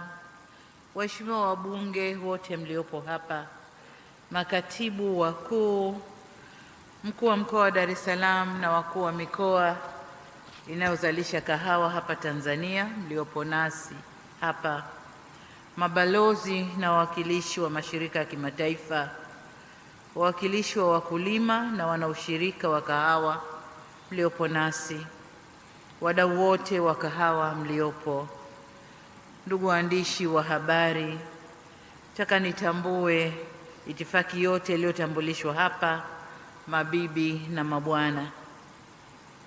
Nadhani ni mchana sasa, habari za mchana au bado ni asubuhi? Waheshimiwa viongozi, nafurahi sana kuwakaribisha nchini Tanzania kwa ajili ya mkutano huu wa tatu wa nchi 25 za wazalishaji wa kahawa barani Afrika, yani G25 African Coffee Summit. Nawashukuru sana kwa kuitikia mwaliko wetu kushiriki mkutano huu muhimu. Karibuni sana.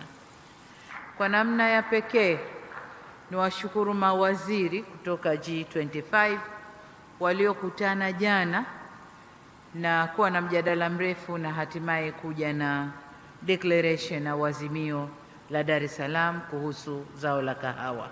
Tunawashukuru sana. Mabibi na mabwana, kusema ukweli, kahawa ni tamu sana na ni kinywaji ambacho kinatuliza akili. Kwa wale wanywaji wa kahawa kama mimi, asubuhi ukiamka kama ukupata kikombe, hujajisikia bado kama umeamka. Kwa hiyo ngoja nianze nacho kidogo.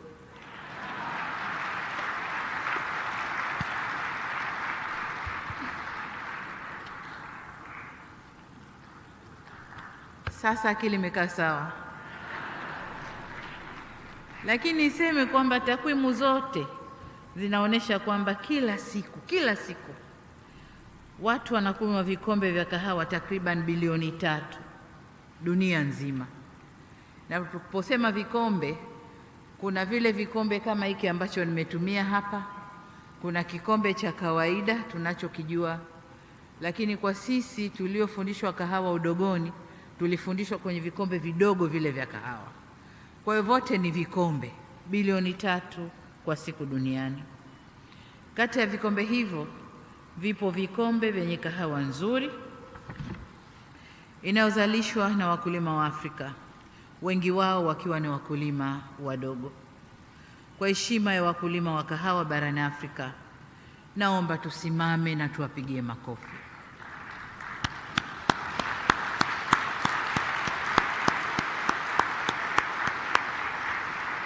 Asanteni sana. Tukae. Hii ni ishara ya kuwashukuru.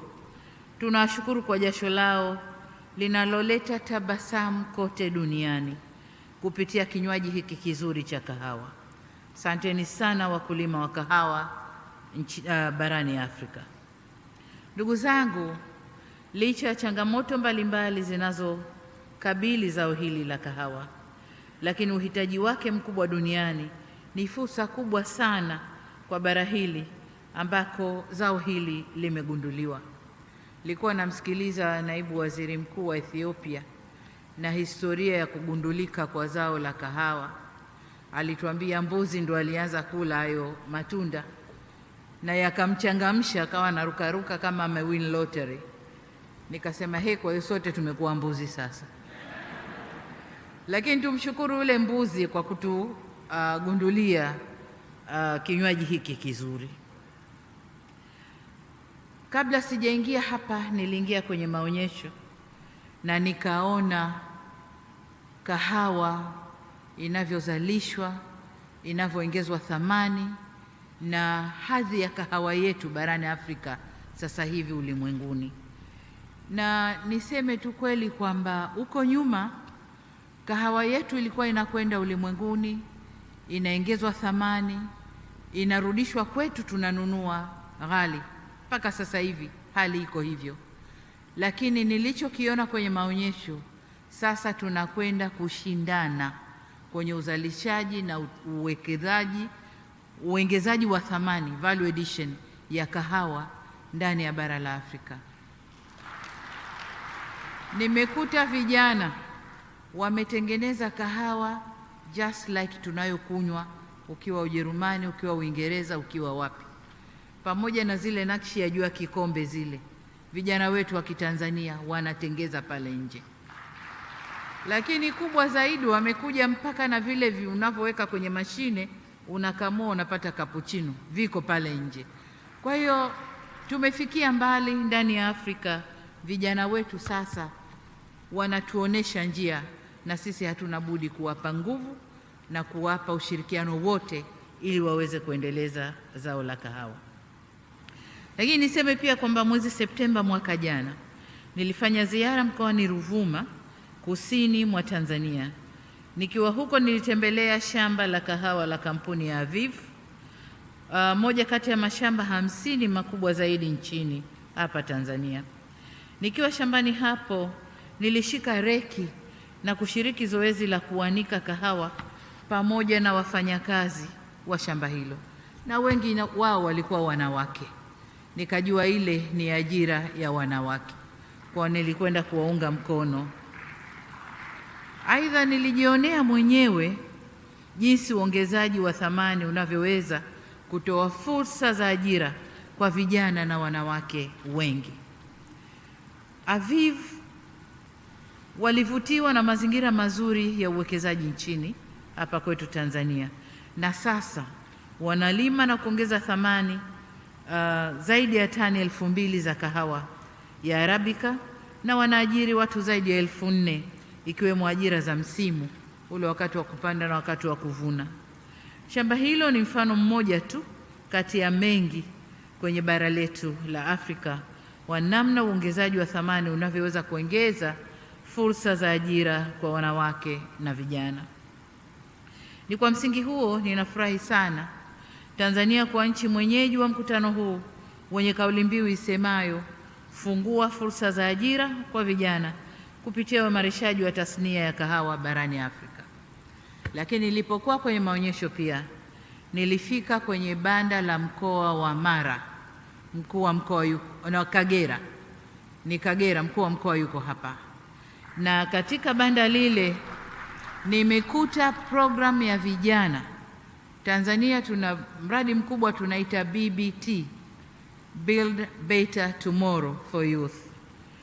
Kwa hiyo nimekuta program kubwa ya mkuu wa mkoa, ametengeneza ardhi ya kutosha, amewapa vijana 300 kila kijana eka moja, anawapa seedlings, anawapa mbolea, amechimba visima kwa ajili ya irrigation, amewapa kila kitu. Kwa kazi ya vijana wale ni kupanda, kulea miche, kupalilia na kuja kuvuna baadaye na kufaidi matunda yale. Hii ndiyo njia ya kuwashirikisha vijana kwenye zao la kahawa. Sasa tuko tayari kufundisha nchi nyingine mpango huu wa BBT ili vijana wengi zaidi wa Kiafrika waweze kuingia kwenye uzalishaji wa zao la kahawa. Na kwa Tanzania hatuko tu kwenye kahawa, tuko kwenye mahindi, tuko kwenye sunflower, tuko kwenye asali, honey, tuko kwenye fisheries, kote, na tuko kwenye livestock. Kote BBT inafanya kazi kwa vijana. Sasa niwapongeze wote waliofanya maandalizi ya mkutano huu. Niwapongeze pia waheshimiwa mawaziri wa kilimo kutoka nchi wanachama wa IACO na secretariat ya IACO kwa kazi mnayoendelea kuifanya katika kuchochea maendeleo ya sekta ya kahawa katika nchi zetu. Waheshimiwa viongozi, pamoja na jitihada tunazozifanya kuinua sekta hii, bado kama walivyosema mawaziri mbalimbali na naibu waziri mkuu wa Ethiopia, sekta hii bado inakabiliwa na changamoto ambazo baadhi zimekwisha tajwa na wazungumzaji walionitangulia. Mimi nitajielekeza kwenye zile ninazozichukulia kama changamoto za kimkakati, kisha nitaeleza ni nini mkutano huu unaweza kufanya kuimarisha tasnia ya kahawa. Kwanza, Afrika imepoteza hadhi yake kwenye sekta ya kahawa duniani. Katika miaka ya 1960, uzalishaji wa kahawa kwa Afrika ulifikia wastani wa 25% ya uzalishaji wa kahawa duniani. Share of production for Africa was 25% of the total coffee production in the world. Hivi sasa uzalishaji wetu umeshuka hadi kufikia 11% ya kahawa yote inayozalishwa duniani. Tumeshuka licha ya soko la kahawa yote inayozalishwa duniani. Tumeshuka licha ya soko la kahawa duniani kuendelea kukua na nchi mbalimbali kuendelea kuongeza uzalishaji kwa kasi zaidi.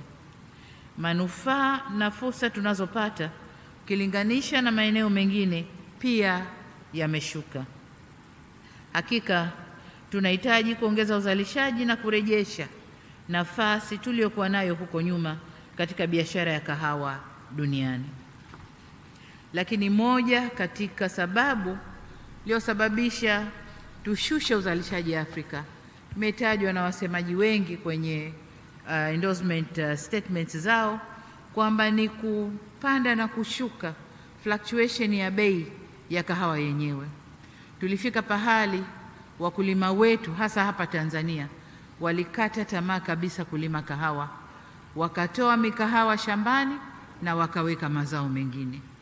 Lakini kama mlivyoona kwenye documentary, hatua mbalimbali zimechukuliwa na sasa tumerudisha wakulima kwenye zao la kahawa na bei kama mlivyoona zimeweza kupanda na sasa kuna furaha kubwa kwa wazalishaji wa kahawa. Changamoto ya pili ni kahawa kutoongezwa thamani barani Afrika. Tunalima, tunaiuza raw. Inakokwenda huko inaongezwa thamani, halafu tunarudishiwa very well packed, tunanunua kwa bei kubwa. Sasa hili nalo ndio la kufanyia kazi sasa hivi. Tumeanza kama nilivyosema kwenye maonyesho, tumeona kuna Tanita Coffee tayari ongeza thamani, wanapack vizuri kwenye makopo na wanauza nje. Kuna Cafe Coffee wanatengeneza vizuri, wanauza nje. Kuna maeneo kama matatu, kuna Amza na yeye naye anapack vizuri na anauza nje. Kwa hiyo tumeanza, lakini bado serikali zetu zinataka kufanya jitihada kubwa, zinatakiwa kufanya jitihada kubwa kuwapa nguvu wazalishaji na wanaongeza thamani ili wafanye kahawa zinazoshindana ulimwenguni na waweze kuuza nje kwa kiasi kikubwa. Target yetu kama Tanzania tumesema ifikapo mwaka 2030 angalau 20 mpaka 25 ya kahawa tunaozalisha tutakuwa tunaifanyia processing hapa ndani. Sasa hii ina athari kubwa hii ya kwamba tunauza raw kahawa nje. Tunasafirisha kazi pia za vijana wetu, kwa sababu tunaowapelekea wanakwenda kuajiri vijana wao, wanapata kazi. Sisi tunabakia tu vijana wetu wanakimbia mashamba, kwa sababu kazi ya kulea mikahawa na kuchuma kahawa, kuianika mpaka ikauke, nayo ni ngumu kabla kupata teknolojia ya kukaushia na kufanyia mambo mengine. Kwa vijana walikuwa wanakimbia mashambani. Sasa hivi tunavyowarudisha, hatuna budi kuweka nguvu na kufanya sekta ya kahawa ikue na tuweze kuwa washindani kule duniani. Nilisema ile ya kupeleka kahawa nje ina athari kubwa, kama alivyotukumbusha mzee wetu Rais Yoweri Museveni wa Uganda kwenye mkutano uliopita wa jukwaa hili uliofanyika Kampala, kwenye mnyororo wa thamani wa kahawa duniani unaokadiriwa kufikia dola za Marekani bilioni 500. Afrika inaambulia 0.5 ya bilioni 500 ya biashara ya kahawa duniani, yani takriban dola za Marekani bilioni 2.5. Kwa maneno mengine, zaidi ya 90% ya mapato yanayotokana na kahawa inayozalishwa katika bara la Afrika inakwenda nje ya bara letu la Afrika. Wazalishaji ni sisi, lakini faida inakwenda kwengine, na sisi tunabakia Afrika kama shamba tu, kwamba kuna watu kule wana shamba lao Afrika, kazi yetu ni kuwalimia, kuwavunia, tuwapelekee wafanye processing alafu waturudishie, kama tunavyofanya kwenye pamba na mazao mengine. Kwa hiyo hii inabidi tuitazame vizuri kama Waafrika na lazima tubadilike. Changamoto hii ni ya kimkakati. Kwa hiyo sioni namna tunaweza kutatuliwa bila maamuzi yetu na jitihada zetu za pamoja kama hivi tunavyofanya. Changamoto ya tatu ni kiwango kidogo cha biashara baina ya nchi za Afrika zenyewe. Licha ya kundi letu hili kuwa wazalishaji wakubwa wa kahawa na zaidi ya 90% ya kahawa hiyo kusafirishwa nje ya Afrika, ukweli pia ni kuwa zipo nchi kadhaa barani Afrika ambazo ni waagizaji wakubwa wa kahawa ndani ya Afrika yetu, lakini trading haifanywi kati ya nchi zetu za Kiafrika. Trading ni kwamba nchi za Afrika tunazalisha, tunapelekea matajiri, wanaongeza thamani, wana process, alafu nchi zetu za Afrika zinaagiza kutoka kule kwa wingi sana. Sasa hapo tumepoteza fursa nzuri sana ya kiuchumi ndani ya bara letu. Ni vyema tukakaa na kufikiria jinsi ya kuzalisha kahawa, kuiongezea thamani na tukauziana baina yetu. Sasa hapa kama Waafrika, lile azimio letu la biashara huru kwa Afrika, hapa lazima tusimame vizuri, tulifanyie kazi na tuweze kuuziana wenyewe ndani ya bara la Afrika.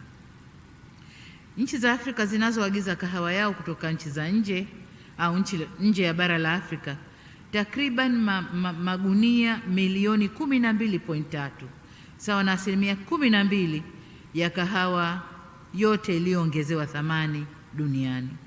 Hivyo ni dhahiri kuwa pamoja na soko la kahawa duniani naloendelea kukua, pia lipo soko zuri la kahawa iliyosindikwa katika bara letu la Afrika, ambao tunaweza tukalitumia na tukafanyia na biashara. Waheshimiwa viongozi, licha ya changamoto hizo, faraja ninayoipata ni kwamba tayari tumeanza kupiga hatua katika kukabiliana nazo. Moja, tumeanzisha jukwaa hili la wakuu wa nchi kuangazia uendelezaji wa tasnia ya kahawa, hususan katika kipindi hiki ambacho zao hili linakabiliwa na athari za mabadiliko ya tabia nchi. Pili, tumefanikiwa kuingiza zao la kahawa kwenye mazao ya kimkakati ya Umoja wa Afrika. Hizi ni hatua muhimu katika kuanza kurejesha hadhi ya Afrika kwenye tasnia ya kahawa, na huu ni mwanzo tu. Tuna mengi ya kufanya ili kweli kurudisha hadhi yetu katika uzalishaji wa zao la kahawa. Sasa katika kuendelea kukabiliana na changamoto nyinginezo, tunahitaji dira na mkakati ya kurejesha hadhi ya zao la kahawa barani Afrika. Ninaamini jukwaa hili lililoanzishwa kwa ajili ya kutuwezesha kuunganisha nguvu katika kukabiliana na changamoto zinazotukabili katika sekta ya kahawa barani Afrika ni nyenzo sahihi ya kutufikisha huko tunakotaka kwenda.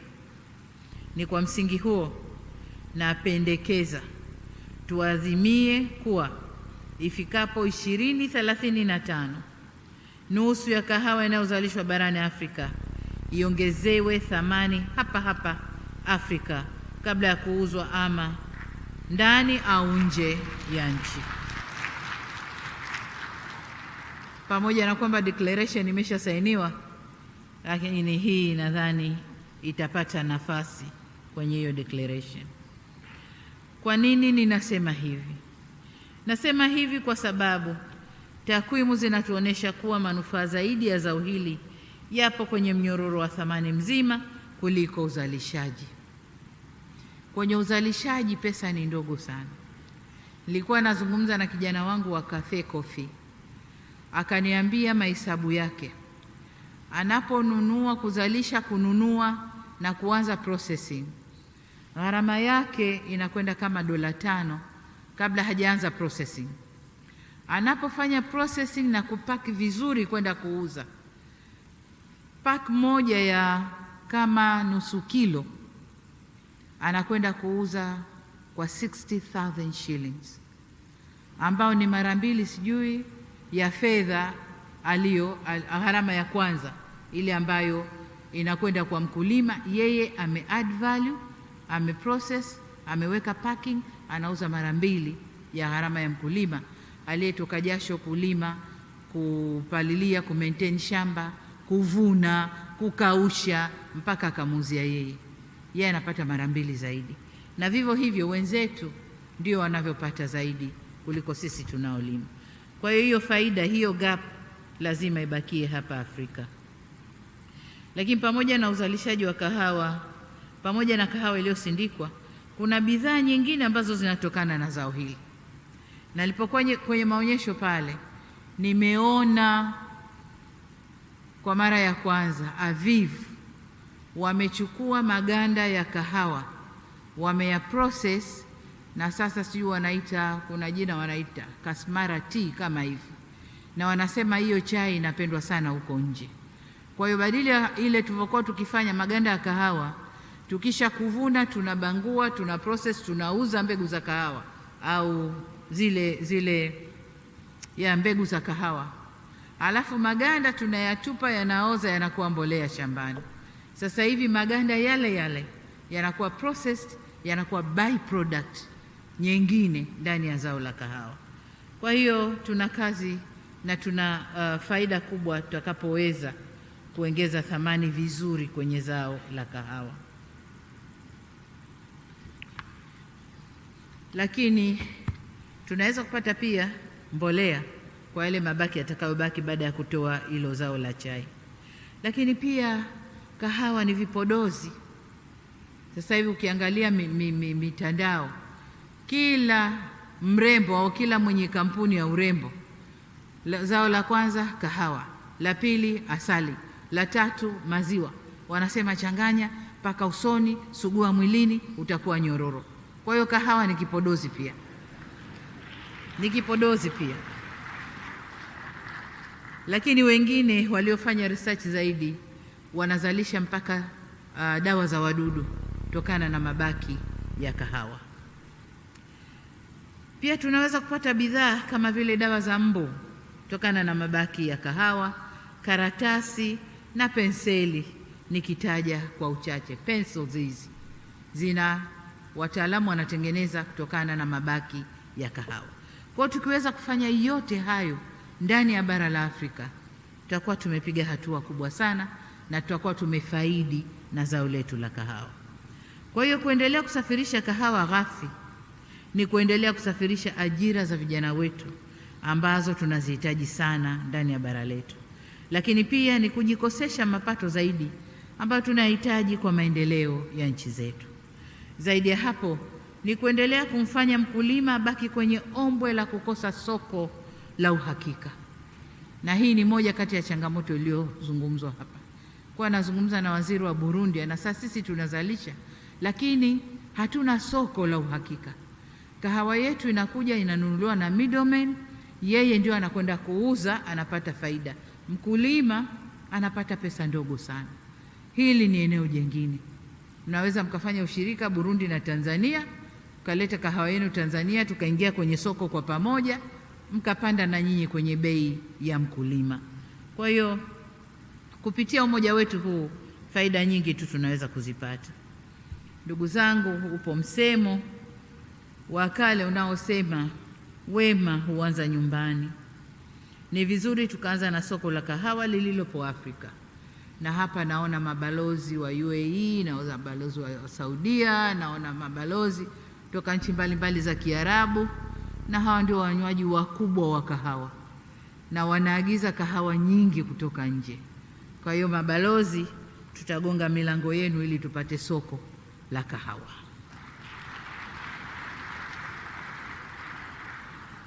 Kwa upande mwingine, kama nchi wanachama wa Umoja wa Afrika, tuharakishe utekelezaji kamili wa mpango wetu kama nilivyosema wa ACFTA, ile soko huru la Afrika, ili zao la kahawa nalo lipate kuingia kwenye yale mazao ambayo yamepata nafasi ya kuingia kwenye soko hilo. Sasa ili maazimio yetu yawe na ufuatiliaji mzuri, ni vyema Secretariat ya yako iweke utaratibu wa kuandaa ripoti ya utekelezaji, progress report, wa makubaliano tutakayoyafikia hapa Dar es Salaam. Lakini si tu ya Dar es Salaam, ya Uganda. Mwaka jana au mwaka juzi au sio mwaka jana tumekubaliana nini na tumetekeleza nini? Azimio la Dar es Salaam, kuna a number of agreements zimefikiwa hapa. Tutakapo kwenda Ethiopia 2027, lakini kabla Ethiopia kuwe na progress reports zinatoka, tunakwendaje, tunafikiaje. Hivyo ndivyo tutaweza kutekeleza vizuri maazimio tunayoyafikia. Vinginevyo yatakuwa ni maazimio, na maazimio na pale kwenye makabati yetu hayana utekelezaji. Kwa hiyo niombe sana Secretariat ichangamke kwenye reporting, lakini evaluation and monitoring pia ya yale tuliyokubaliana. Ndugu viongozi, ni wazi kwa uwepo wa soko la uhakika utarahisisha kazi ya kuchochea uzalishaji zaidi wa kahawa. Ni muhimu yako iwe mstari wa mbele katika kufanya tafiti na kubadilishana uzoefu katika kukabili changamoto zinazoathiri uzalishaji. Kwa upande wetu, serikali ya Tanzania, sisi tunalenga kuongeza uzalishaji, kuongeza ubora na kuhakikisha kahawa yetu inaweza kushindana katika soko la kimataifa. Miongoni mwa mikakati yetu ni pamoja na kuwezesha wakulima wadogo kupata mbegu bora za miche ya kahawa na kuhimiza uboreshaji wa mashamba ya zamani. Amesema hapa mmoja, nadhani Ethiopia, kwamba moja kati ya changamoto ya Afrika ulimaji wa kahawa uko kwa wale watu wenye umri mkubwa, wazee, aging farmers, ndio wanashughulikia kahawa. Sasa hatuwezi kuendeleza ili soko ili zao kama tutawaachia wazee kuendelea na hiyo. Lakini jengine ni utoaji wa ruzuku ya mbolea kwa wakulima wa kahawa, kuwezesha utafiti wa kahawa ili kupata suluhu za kukabiliana na changamoto kama vile magonjwa ya kahawa na mabadiliko ya tabia nchi. A big issue, climate change. Lazima researchers wetu waje na mbegu ambazo zinakwenda kustahamili, zinakuwa na resiliency na mabadiliko ya tabia nchi. Lakini jengine ni kuimarisha utoaji wa huduma za ugani, extension farmers services, na kuhamasisha masoko maalum ya kahawa endelevu. Ili tuweze kufanya yote haya, tuliongeza bajeti ya Wizara ya Kilimo mara 3 kutoka dola milioni 107.9 mwaka 2021 na sasa tuko kwenye milioni 473.3 mwaka huu uliokwisha wa 2024. Probably budget ya mwakani tunakwenda kuongeza pia budget kwenye sekta ya kilimo. Na hii yote ni kuonesha kwamba kweli kilimo ndio inashikilia uchumi wa nchi yetu, sababu ni mazao tofauti tofauti. Tuna kahawa, tuna pamba, tuna korosho, tuna mpunga, tuna mahindi.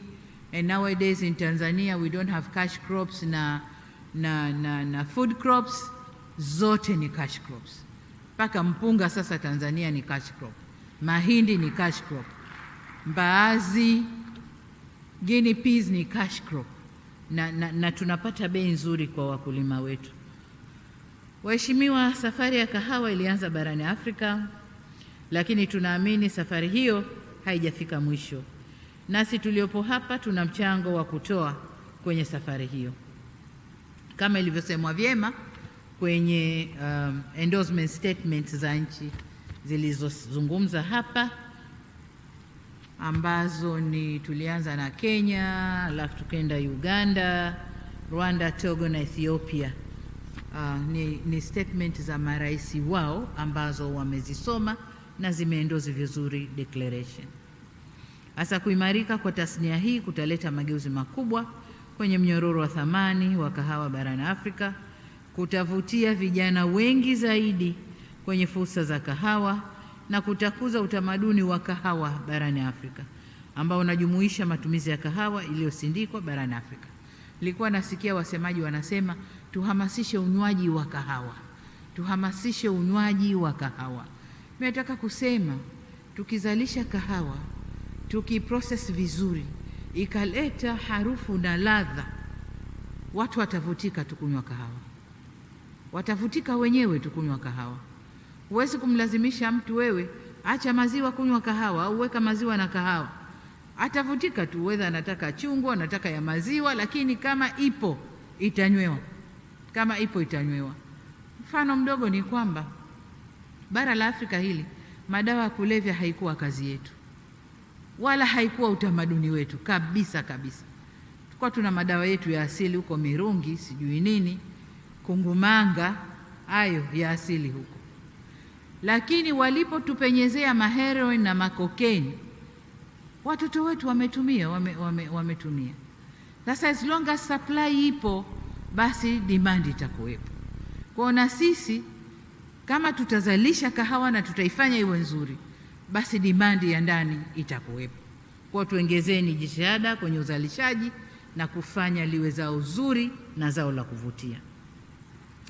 Na hivyo ni matumaini yangu kwa mkutano huu utaunga mkono lengo la kuhakikisha tunaongeza thamani kwenye 50% ya kahawa yetu na kuitaka yako kufanya utafiti na tathmini katika zao hilo. Kwa pamoja tunaweza kuboresha maisha ya wazalishaji wa kahawa na familia zao, kufungua fursa kwa vijana wetu au vijana wengi.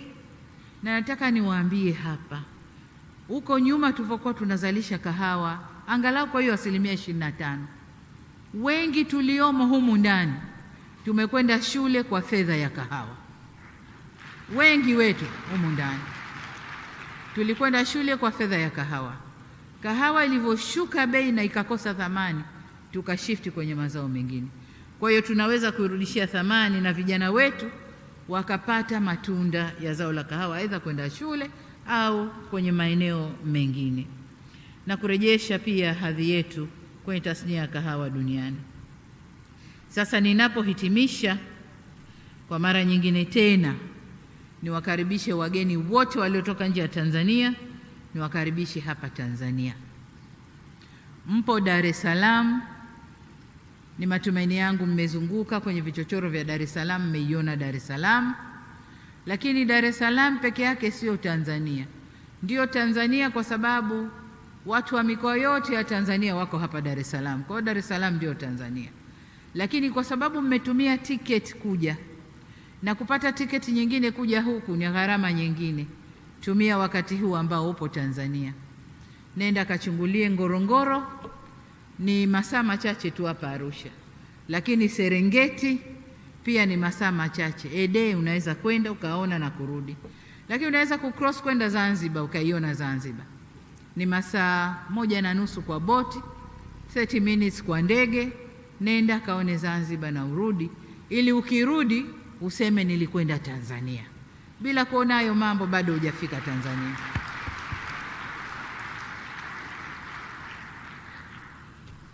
Sasa baada ya kusema hayo, niseme kwamba mkutano huu wa summit wa zao la kahawa kwa nchi 25 za Afrika sasa umefungwa rasmi, lakini niwatakie pia mkutano mwema.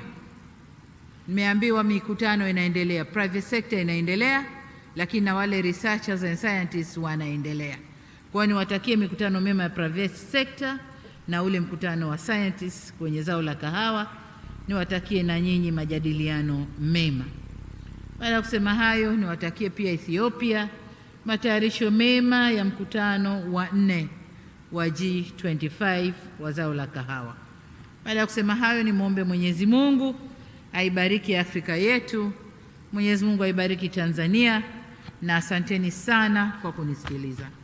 Asanteni sana.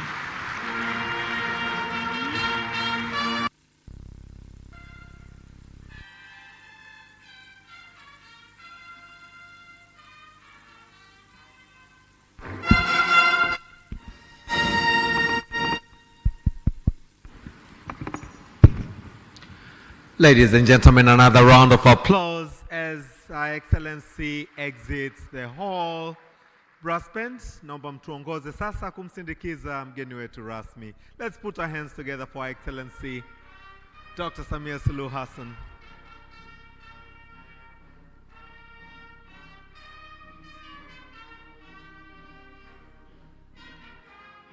Kindly let's take our seats. Let's take our seats.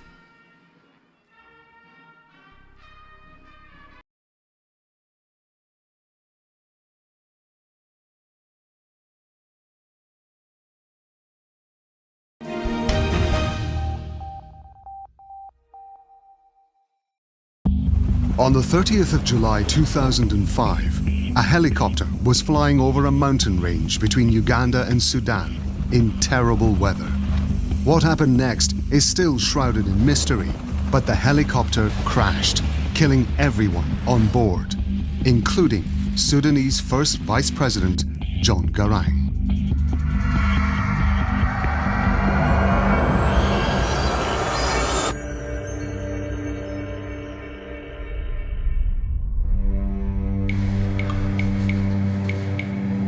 In 2005, Khartoum was the capital of the whole of Sudan, but the country was deeply divided by a long-running civil war in which southern Sudan wanted to break away from the north.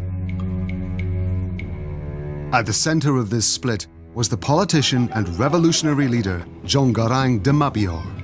When he died in a helicopter crash, he'd just been appointed as both Sudanese first vice president and also president of the autonomous region of southern Sudan. مرحب بك الأخ دكتور جون غرانغ ونقدمك لجماهيرك.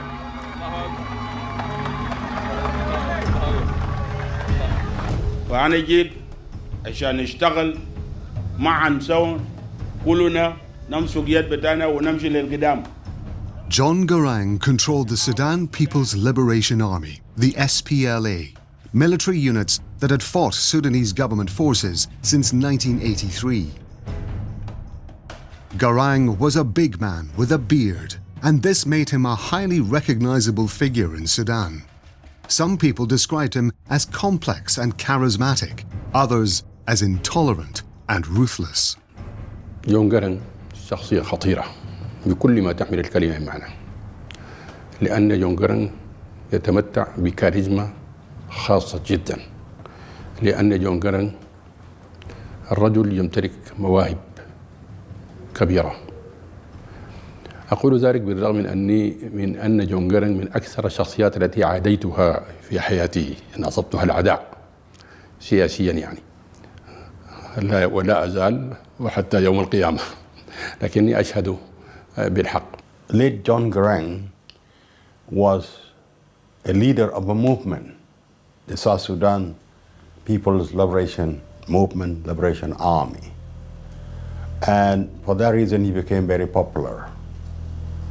He became popular because people liked him at the time. But as the revolution progressed, he made a lot of mistakes. John Garang